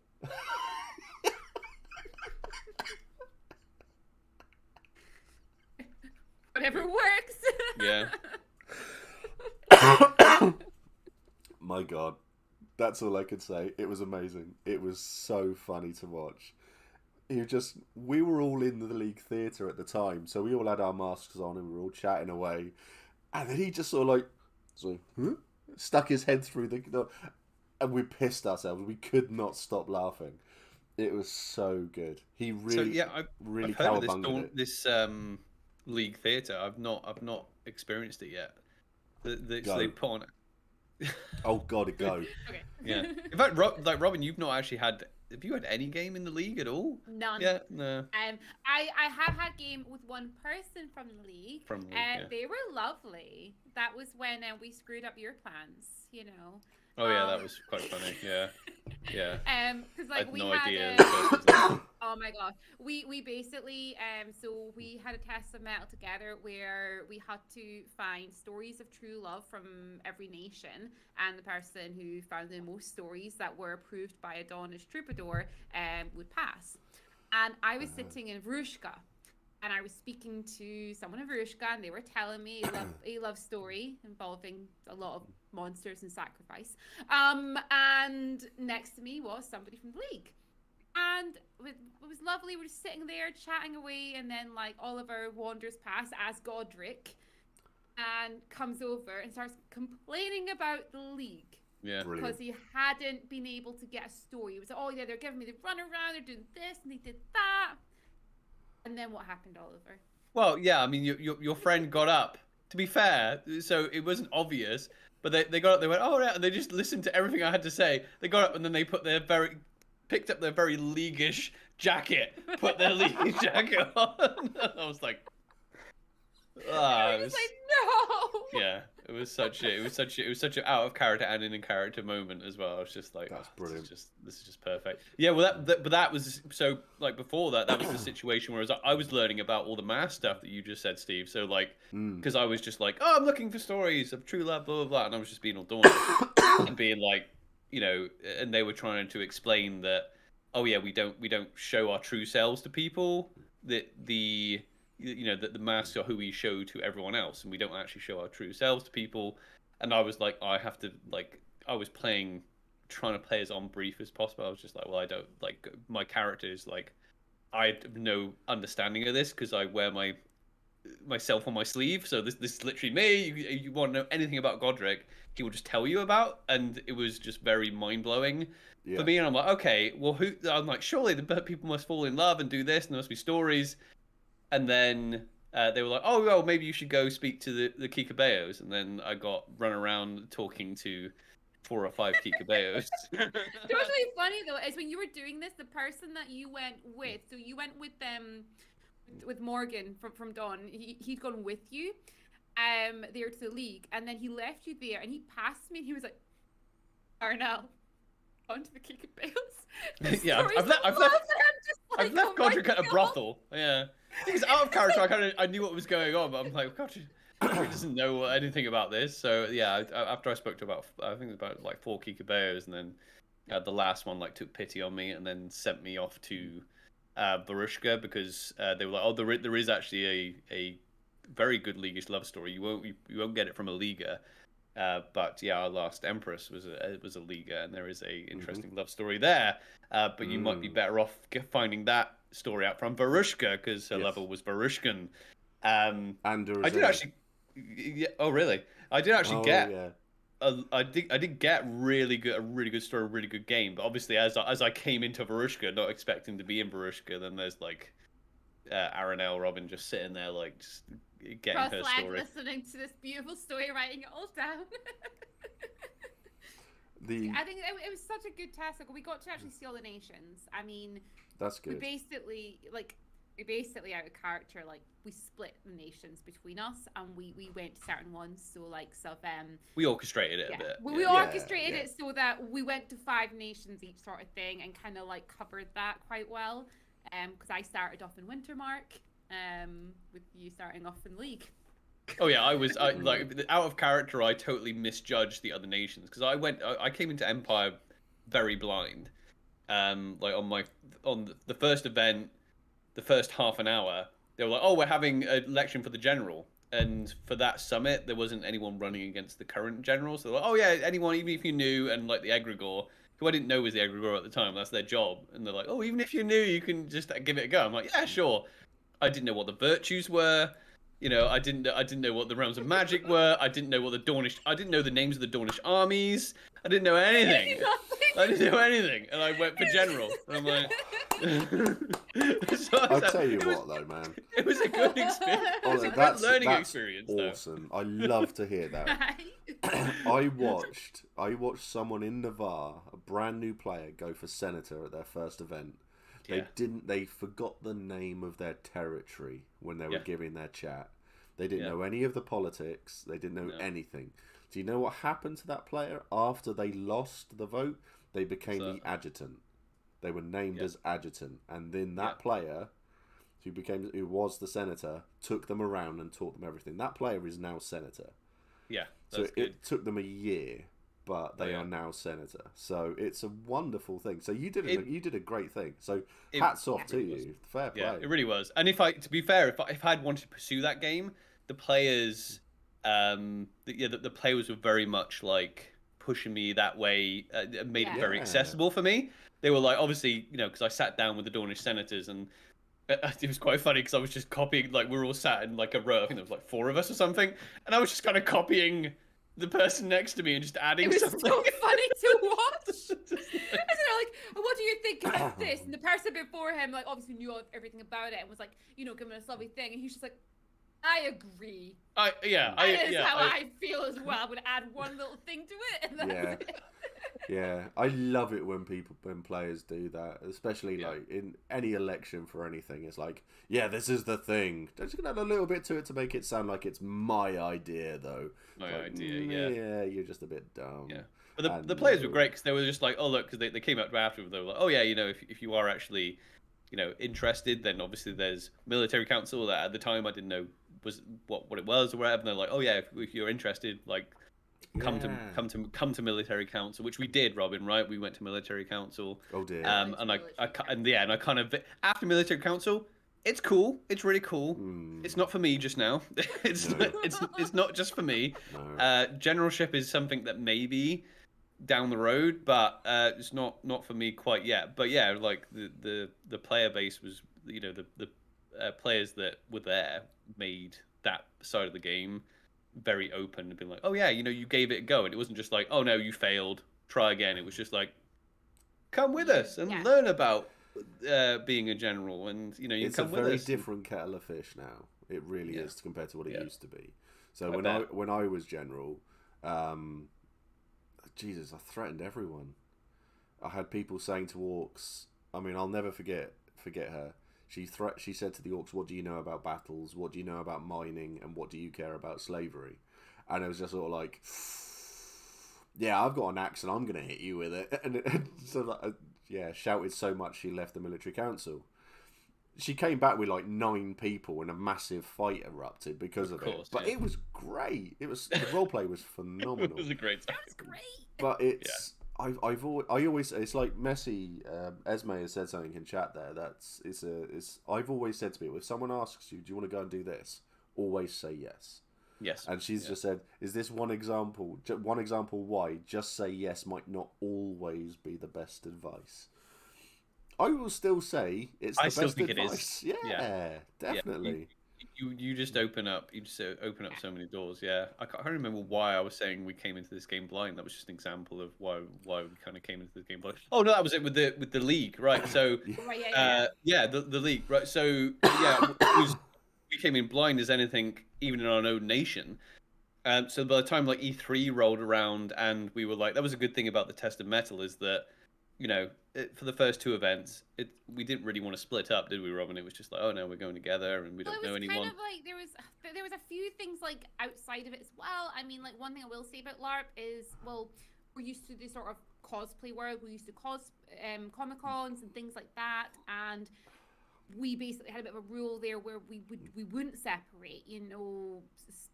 Not always the nicest of place, some of these places, and we didn't know what LARP was going to be like. And I didn't want to be by myself at any point, and you were also very much like, don't want you by yourself.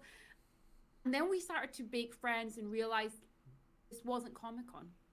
This is a very different vibe, a very different place. Yeah. And then it was about E3 that we actually were able to sort of split off. And yeah, the first place that I felt that I go to by myself was Wintermark. Actually, that was the first place that I kind of went off to by myself.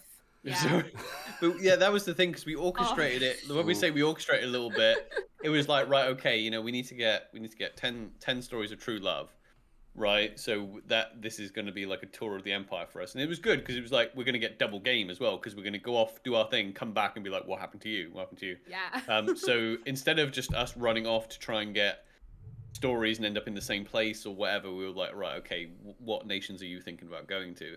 And because I was just like so ignorant of what I could get from certain nations and what I thought they were about, I was just like, because I think you were like, oh, I want, because you wanted the orcs, didn't you? Wanted the Imperial Orcs. I wanted the Imperial Orcs. I mean, that was my main one. I wanted the Imperial Orcs. Yeah, and you wanted Navarre, right? And I kind of thought in my head, oh yeah, you're going to have trouble with the Imperial Orcs. And I was like, huh. And I was like, oh no, I'll go for so many love stories. I was like, I'll go with the League and I'll go with the Brass Coast. They were the two most difficult people to get anything out of ever. Yeah. It was great game though, like, because I learned so much about those two nations, you know, because it was fun just bouncing into places, being like, hey, I'm looking for stories of true love, and everyone's just like being I had like a totally different, you know, encounter to that. So I went to Wintermark first. I then realized, wow, this is the first time that I'm by myself. I don't know anyone. Honestly, when I say I walked all the way around the Wintermark camp like 3 times before I was brave enough to say something to someone. And I think some people literally just watched me doing laps, you know, with all of the roses on me and everything. I was so nervous. And I saw this man standing there, and I was like, okay, I'm going to go up to him. And I was like, I've got my pitch, I'm ready. And I was so scared and so nervous. Yeah, it was lovely. And I said I was looking for stories of true love. And he was like, oh, no, you know, love's long in my history. I'm not into that anymore. And he pointed me to a tent. And I must have looked terrified, because he went, I'm just going to take you to that tent. And he took me there, and he shouted above everyone and was like, listen, this Spanish woman here is wanting stories of true love. And he was wonderful. And I got a lovely story. I won't say like the in-character names because I don't really have permission to say that, but I got a story involving a wedding that had happened in Wintermark, and it was perfect. That gave me the confidence to then go and carry on, going to all these other nations. I think if I didn't have such a positive experience there, I probably wouldn't have. I probably would have like ran back to my tent and hid. But it was it was fine. It was fine. Got a lot of love stories. I mean, that's amazing, and I love to hear that players do that. It's a really good thing. I love to go around and say, oh, I'm looking for this, and people just say, or the thing I love to do is go up to where you see a load of new players just sat there, and I just say, so who are you? Tell me your story. And they sit there and they'll go, right, do you want a beer? And I'm like, well, obviously. And they'll give you a beer. Then they start to tell you about their characters. They tell you about your character's background. Every single time I hear someone say, oh, I've got my father's sword, he was killed by so-and-so, so like, I'm bored already. I say, tell me a different story. Because that becomes a big thing. This one. So chat, back me up on this one. So we always laugh at people who go, and then I've got my father's sword as their character background. But it's a big thing. We laugh at it a lot. You only do that because you're cheap and won't buy your own round. Fuck off, Bolan. This is why no one likes you. I love Bolan. So is this the new like roleplay game trope because they normalized? It's the dead dad syndrome. Yeah, because I was just about to say because Empire have normalized adoption, and so orphans are very common. Or it's very exactly common. It. So they've killed the I'm an orphan backstory. Now it's my like father's sword. You've got my father's sword. No, I wouldn't know now about carrying your dead father's weapon. Oh shit! Yeah, sorry, Beth. So Beth is Mac's daughter, So my character's daughter. Oh, you told us about this as well. You And you talked about your children. Yeah. So she's got my hammer that I had made, and it's got. I mean, that's different though, because that came about in game. That was in game. Yeah. But people who come and go, this is my father's sword, blah blah blah blah blah. Wulfric, son of Wulfric, carrying Wulfric's sword. Yeah. So it's all very much. It's become very tropey. And that. I want to hear about the people, and I remember chatting away to this one lad in Navarre, and he was saying, "Oh yeah, I've got my father's sword. He was killed by the Thule, and blah blah blah." So it's like, oh, I'm bored. It's like, what else? Why are you here? It's like, it's like, well, my parents were killed by the and it's just like, no. Why are you here? It's like, and you could see him thinking things over on the flight. It's just sort of like, I want to try to push the Empire to doing more against the Thule. I was just like, okay, yeah, how are you going to do that?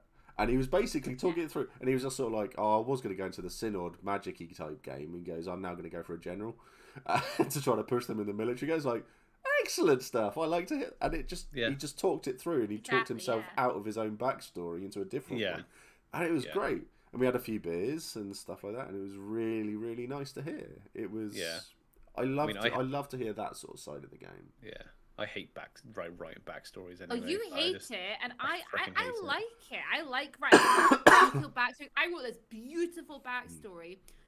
Went to their website, went to copy and paste it in, and realized it was limited to 50 words. I was like, "What is this?"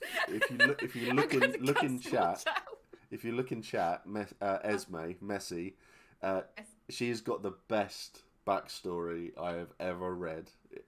It's amazing. I'm here to make sure my idiot husband doesn't get himself killed. That's a good backstory. Yeah. So I like that. Actually, would sum mine up as well. I like that. The thing is, I think because the typical hero's journey, the hero's story, which a lot of people will just write, because a lot of people aren't writing novels. Some people like to do that, but a lot of people do D&D, and they're like, okay, what makes my character unique? Because there's a reason why your character is an adventurer, and you're shoved to the edges of society, whereas Empire, probably LARP in general, is a very community-based game. So they've literally put community in the game, and it makes way more sense. Like the love stories we got that were interesting weren't about, oh yeah, I was fighting this monster and they killed my family. It was just about oh yeah, we got married, and then I had to walk the trods, and then I came back because the person I fell in love with is a marcher, and I had to basically leave because we need to save our home from the Valorn. And every year I would come back to the farm, and that they were good stories because it's about people making connections. Whereas I think a lot of D&D, especially I don't think it's actually good character creation anyway in D&D. I think it's a lot of people have the anti-hero in their head, and I want to be Wolverine, Batman. You know what? Batman and Wolverine are good when you're reading them from third person, but when you're actually interacting with them, so dull. They're dull, so dull. and they're difficult to interact with because I had my one and only D&D character was he was a half orc, and he used to run into battle. He was an idiot. He had an intelligence of 3. He used to run into battle with a tower shield, which was a dwarf's door. His only character trait was the fact that every time he ran with it, the door knocked. That was it. That I built an entire character around that, basically. Yeah. But then you were talking about love stories as well. It's my first character in the Navarre, Cernanos, got married in character, and the wedding was hilarious. The stag do was awesome. Had to fight a duel in every nation, won every duel. I nearly killed the Dornish egregore. All right, yeah. That was awesome. But we did all of these wonderful things, and then the lady I was married, her striding, gave me a drink, which was venomed. Oh, right, okay. And basically, they had said to me if I didn't marry her, that they wouldn't give me the antidote and they would kill me. They would just take one crossbow bolt, one arrow, and I'd be dead. Because that was old rules. The old rules. So that was. Oh, right. Oh, so there's no reduced bleed count. It's just dead. It's just dead. Yeah, old Venom rules were just dead. So I was just about to say, at least you got a couple of minutes to think about it. And... Nah, there was the old rules were literally you'd have someone walk in with a dagger that gave venom and a crossbow, and they would literally go venom and then crossbow, and you'd be dead. Yeah, that was how you got. That's how you got executed. So my general actually, someone tried to assassinate him, and the only reason he survived, I got venomed, and when they shot the crossbow, someone stood up and took the crossbow to the side of their head instead of it hitting me. So that person went down, and I was fine. It was bizarre. So, but the wedding itself was really good. So a friend of ours did it all. He played a character called Floyd. He was essentially the Navari version of Captain Jack Sparrow. Yeah. He was great. He was so good. And we did all of that. And then even though I was venomed, my striding decided that while I got married, they were going to hit me a few times to put me down. I was on one hit and I was on the floor, and they didn't realise that if they hit me one more time, I would have just been dead. Killed on my wedding day. That would have been a better story, I guess. But well, yeah. It was so funny. So that was a really, really good wedding, and the whole nation came to it. Yeah. It was in it was like E4 of the first year. Oh wow, that early on. It was really early. So I mean, I remember saying to the lady, Helen. Funny enough, her name was Helen. And I just said, she goes, "Oh, what are you at Anvil for?" And I said, "Oh, I want to get married." Just thinking, yeah, just off of the cuff, you know. And then she goes, "Yeah, me too." And I'm like, "Here we go." Okay. that was easy. Let's have a chat then. So we did, and that was great. And then obviously got executed and stuff like that. But that was a great story because I mean, a lot of people were saying, "Oh, how you proposed was wonderful." It was it was after a duel and stuff like that. And the person who was meant to bring the ring along forgot it. So I had to run off, get the ring, come back and say to everybody, "You all stay there." That was hilarious. But with Mac, I decided the only women that Mac was going to be interested in for a relationship were people so far out of his league, and so they would all say no. These women would not be interested. So if I was doing anything, I would have to say to them, it's because I know you don't want this sort of game, and I know you're happy in a relationship and you just don't want it, and I know you'll say no, basically. And they were like, "Oh, okay, fair enough." Yeah. And that was it, and it was really good. So hence the Empress. Mac was crazy about a lady in Ashenhall in Wintermark. So I don't know if you've been to Ashenhall at all yet in your travels. No, we got a little introduction from Lady Morrigan introduced us to a couple of people, I think in Ashenhall at E1, I think, because we were just wandering around, and I think she was meeting with friends there. So did you ever meet Roshar? She was the steward of Ashenhall. She's red hair, quite tall, quite slender. No, I don't think we didn't know. Robin's looking like maybe yes. I'm just going no. You'll probably recognise. She's now playing a different character.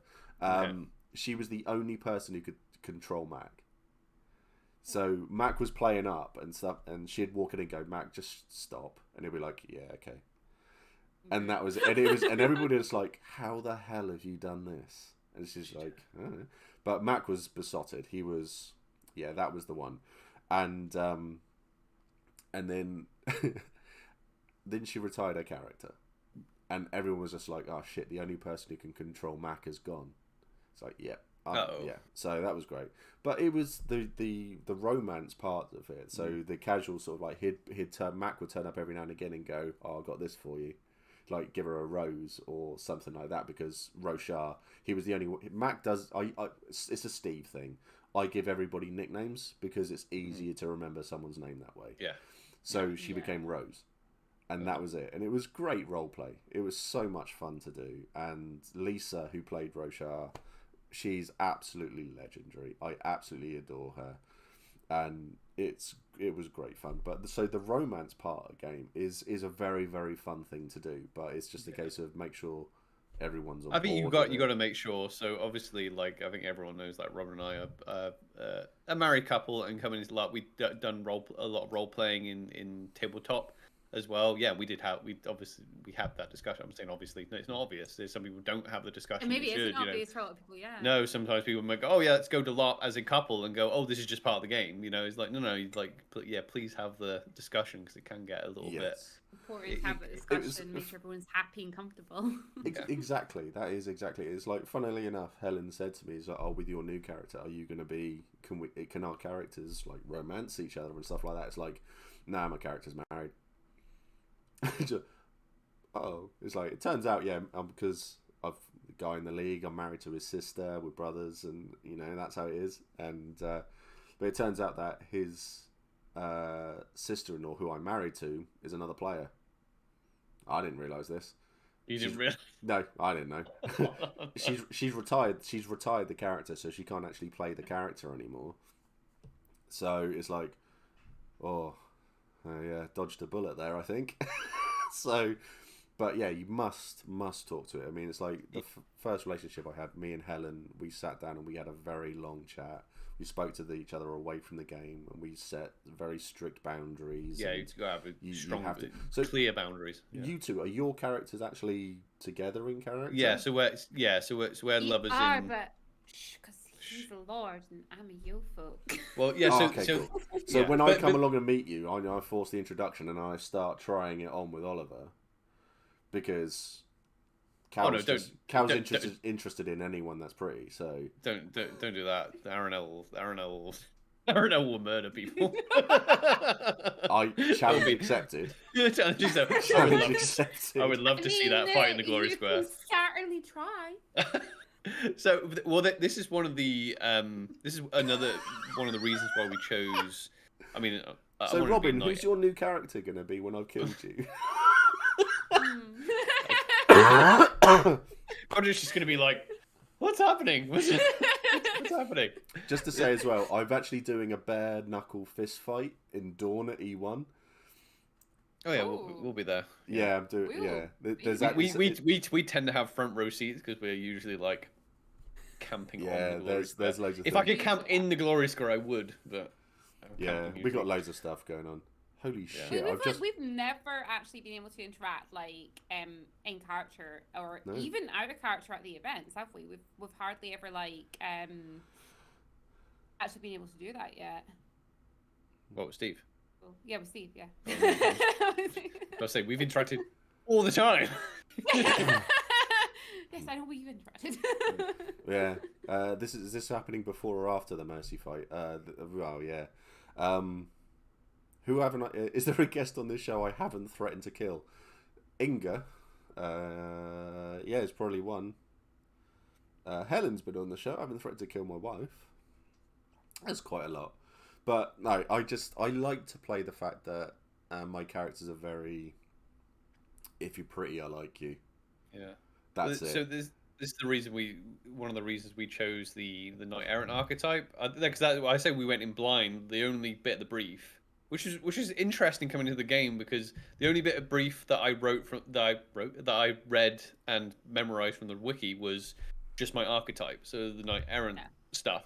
So I knew it pretty well, and it was actually interesting coming into the game and actually being told by other characters things that were contrary to the brief as well. Because sometimes I'm like, "Ooh, what's happening here? Are you confused about the brief, or is your character have a different opinion?" Because people are like, "Oh yeah, no, you technically can't call yourself Sir Godric because you haven't accepted a test of metal. That isn't in the brief." No.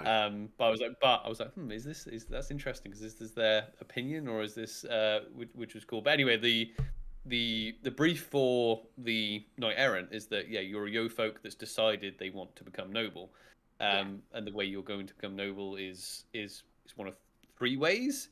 So you can either I think you can either be like just be in a house as a yo folk and be like, oh yeah, I want to be a noble to your earl, and you're like, okay, you'll do a test of metal into the house you're already a yo folk in, so especially if you grew up in that house. The second way is you go up, you're a yo folk, and you go up and you see a house you have interest in, and you go up to the earl and you ask, will you give me a test of metal? And they can't say no, No. But what they can do is give you a test so impossible that it's Ridiculous. obvious Yeah. that they don't that they're saying no. And the third way is that you be so glorious that an earl comes to you and offers you a test of metal. And I was like, okay, that's our goal, right? So when we That's came awesome. when we came into the game, we were just like, oh, we're not errants. We just want a test of metal. And a lot of people, I think it was like a little bit out of character as well, because they were like, oh yeah, if you want a group to join, but they were kind of going, oh yeah, if you can come to our house, and we're like, oh yeah, thank you for the offer. And people were like, oh, is there any houses that you have caught your eye? But we kind of kept it to ourselves, like, no, we're waiting for someone to literally come up to us and be like, Yeah, we want that moment Yeah. that, you know, you were so glorious in battle. You know? So that gave us instant game, really, because it was just like, it gave us something to do for the first event. That's cool. And then because we were decided, right, we're going to be, our characters are going to be lovers. So we're both yo folk. Now, like, a yo folk and a noble can't be. No. They do, which is also a fun game, but it's not, you shouldn't really be doing it, you know, so it should be two nobles. So that means that if we wanted to be publicly married, we'd have to be in two separate noble houses. So that would mean 2 tests of metal and then a test of ardor. So if we're both in 2 separate houses, one of us would have to go to the earl of the other house and be like, I request a test of ardor to marry Aranel or marry Godric. So right from the off, I was like, well, that gives, even if we find nothing that we're interested in, that gives us a shit ton of things to do, you know? Also, we've been quite lucky, like, both houses, like, because you are noble now, and the house that you're in, and the house that I'm testing into, both of them have already been chatting about this, being like, oh, we can't wait to test of ardor, and I'm like, but we've not even got anywhere near that stage yet, but they're already excited about doing that, which is making me like, oh, what are they going to make us do? That's the one great thing I found about LARP is that you just, you know, because Robin, when you were saying about like you walking around Wintermart being like, you know, anxious or nervous to talk to people, you need to keep reminding yourself you're not in like the real world and you're not going to walk up to people and they're going to be like, who's this stranger? Like, why are you speaking to me? That's people are literally sitting there waiting for game to come to them. Like if they're not going out and seeking it, if someone comes up to them and be like, oh, here's some game, you know? So the fact that if you're an earl of a house and you're like, oh, I want to test a metal, they're like, yes, I have all these tests that I've thought of in my head, you know, here's the stuff, you know, and they get all excited. That's one of my favorite things about playing LARP is you access that bit of hobby that someone has been waiting to give you, you know, whether it's really good because you could actually you can see how excited and about it all you are as well. It's great. I mean, I would say it's the same for me, but I've been doing this for a couple of years now, chatting on stream about it, so my excitement's died. It's, I love how that what has worn you down? It's fine. We'll energize you. I'm the same. I love it, but for different ways. So it's great to see someone like who's coming into the game and they love it for different reasons. And I mean, I love it when people come out to me and say, "I want to get into this. Can you help?" And it's just like, yeah, give me 2 minutes, and I'll throw you at someone, and that'll be you sorted. And I love to hear people's stories, and I love how excited people are about. Because I mean, it's like for the player event tomorrow. I mean, my anxiety's kicking in. I'm dreading it a bit, but talking to you two is filling me for keen, and I'm quite excited now. I've got that excitement going on, and I'm always get it. It's like every time I do, I just realise my background died. I've never experienced that before. That's weird. Yeah, my background just literally faded to black, and now has come back. Background. You were an orphan whose parents were murdered in an alley. Who knows what's going on there? But it's really nice to get that side to get it all, because it's like every time I do a stream, I'm always full of anxiety, and I just like, I can't be asked. Do I want to do this? And then I start chatting, and then I normally go for an hour and a half, and we've been going for 2 hours. Wait. Yeah. So the only person I normally do this sort of length with is Digby, who he's streaming at the moment, and we just talk forever. So kudos, you have entered a list you've entered the list of Steve will get murdered by his wife. We've not even said anything. What have we said? It's so much more. I know. What are I we know. talking about? Believe me. So, But yeah, Bolam we got to MCM. Bolam's going to add this to the list of part two streams. So we have to keep on chatting. Basically, that's where I am with it, because funny enough, when I came on your podcast and we were chatting, I already knew that when you came on to my stream to chat, we'd be doing more and more and more, because we just have to. Bolam does actually have that list. Thank you, man. I appreciate it. So it's not many people. There's only a few people on it, but it's been absolutely fantastic to do. It's awesome. Right, Ben's picked who I'm raiding, so we're going to go off and raid Digby, which is cool. It's your punishment for modding me once. Yeah, I didn't have any mods in chat, so I modded Bolam without his permission, and just so. Yeah, he's there. He's watching. That's his punishment for watching me. The fool. Momo's also live. Ben has paid the potatoes. Ben's paid the potatoes, Abby. So he's paid the potatoes already. So he got in first. So the potato is life. Patat is life. So, but next time I need to have a chat with Momo, actually, because her and her other half, they came to Empire last year. Yes. Yeah, her and Matt are doing. Yeah, sorry, go for it. I was literally just going to say, oh yeah, no, we met before. I didn't even know I didn't know who they were, like, on the internet, but yeah, we met them, and then after the fact, I found out who they were. Yeah, yesterday they were doing like a 24-hour stream. Yeah, and they're continuing it today. Cause I think they got Abby. You might know, because I watched it for quite a chunk of it. I think they got to like hour 19 or something. And on their VOD they got to 16 because Momo fell asleep. Okay. They got to 16 hours and Momo fell asleep. Literally fell asleep. So, and they were like, yeah. So they were going to come back on today and carry on for another 8 hours. Oh, who are we black bagging, Bolam? Are we black bagging Digby? They got really far and Mo's super sleepy. I saw the end of it. It was totes adorbs, and that. So, but I need to have a chat with Momo and that about getting them to come on, just to froth about LARP in a positive environment, because I think they'd enjoy it. Yes. So, but yeah, if you to hang around in Discord, and that we'll cut it. We'll call it here.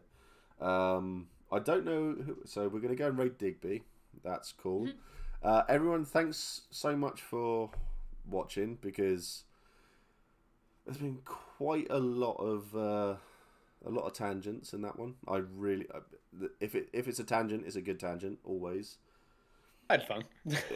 So Abby says lovely stream, you three. So Ollie, I will allow you to do the heart thing before. Oh, can I do the thing? I had it ready. Let's go. Let's go. Wait till you see it in person, Steve. E1. That's gonna be. I'll be armed. Epic. That'll be the difference. It's gonna be epic. I'm gonna change. You know what? I'm gonna change. I'm gonna get rid of this sun. I'm just gonna put a little hands like that, so you can see me across the field. The Imperial are already gunning for you. Are you really wanting to piss him off? The Imperial Orcs. That's because of you, though. So. I've already murdered like over 20 player characters, so I'm not fazed by this. Be wonderful to see many of you tomorrow, and I will buy you a drink, Steve. 1. Thank you, Bolam. I appreciate it, my friend. But yeah, I'm going to be doing a little vlog of the Reaper's Ball tomorrow. Yeah, I can't wait to see it. Yeah, we'll definitely we can't go. Because, it'll be a laugh. So, and also there's going to be a Hefty Fam player event as well.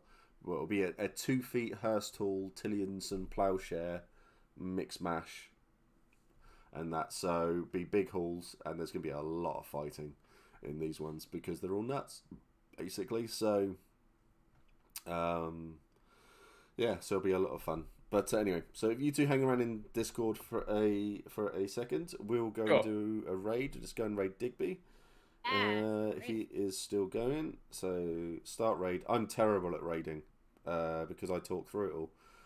But thank you everybody for watching. If you want to donate some bits, do the bits things. Subs help as well. So thank you Debbie Harry for everything you've done. Go and give Digby some love. He's flying at the moment, I believe. So go and tell him to crash into a tree, as is tradition. And if I'll see you all tomorrow, I'll see you tomorrow. If not, I'll see you on Monday. Take care. Much love. Ollie, Robin, thank you so much for coming on. Been a pleasure. Everyone. I'll stop talking now. Take care, everyone. Bye. Bye.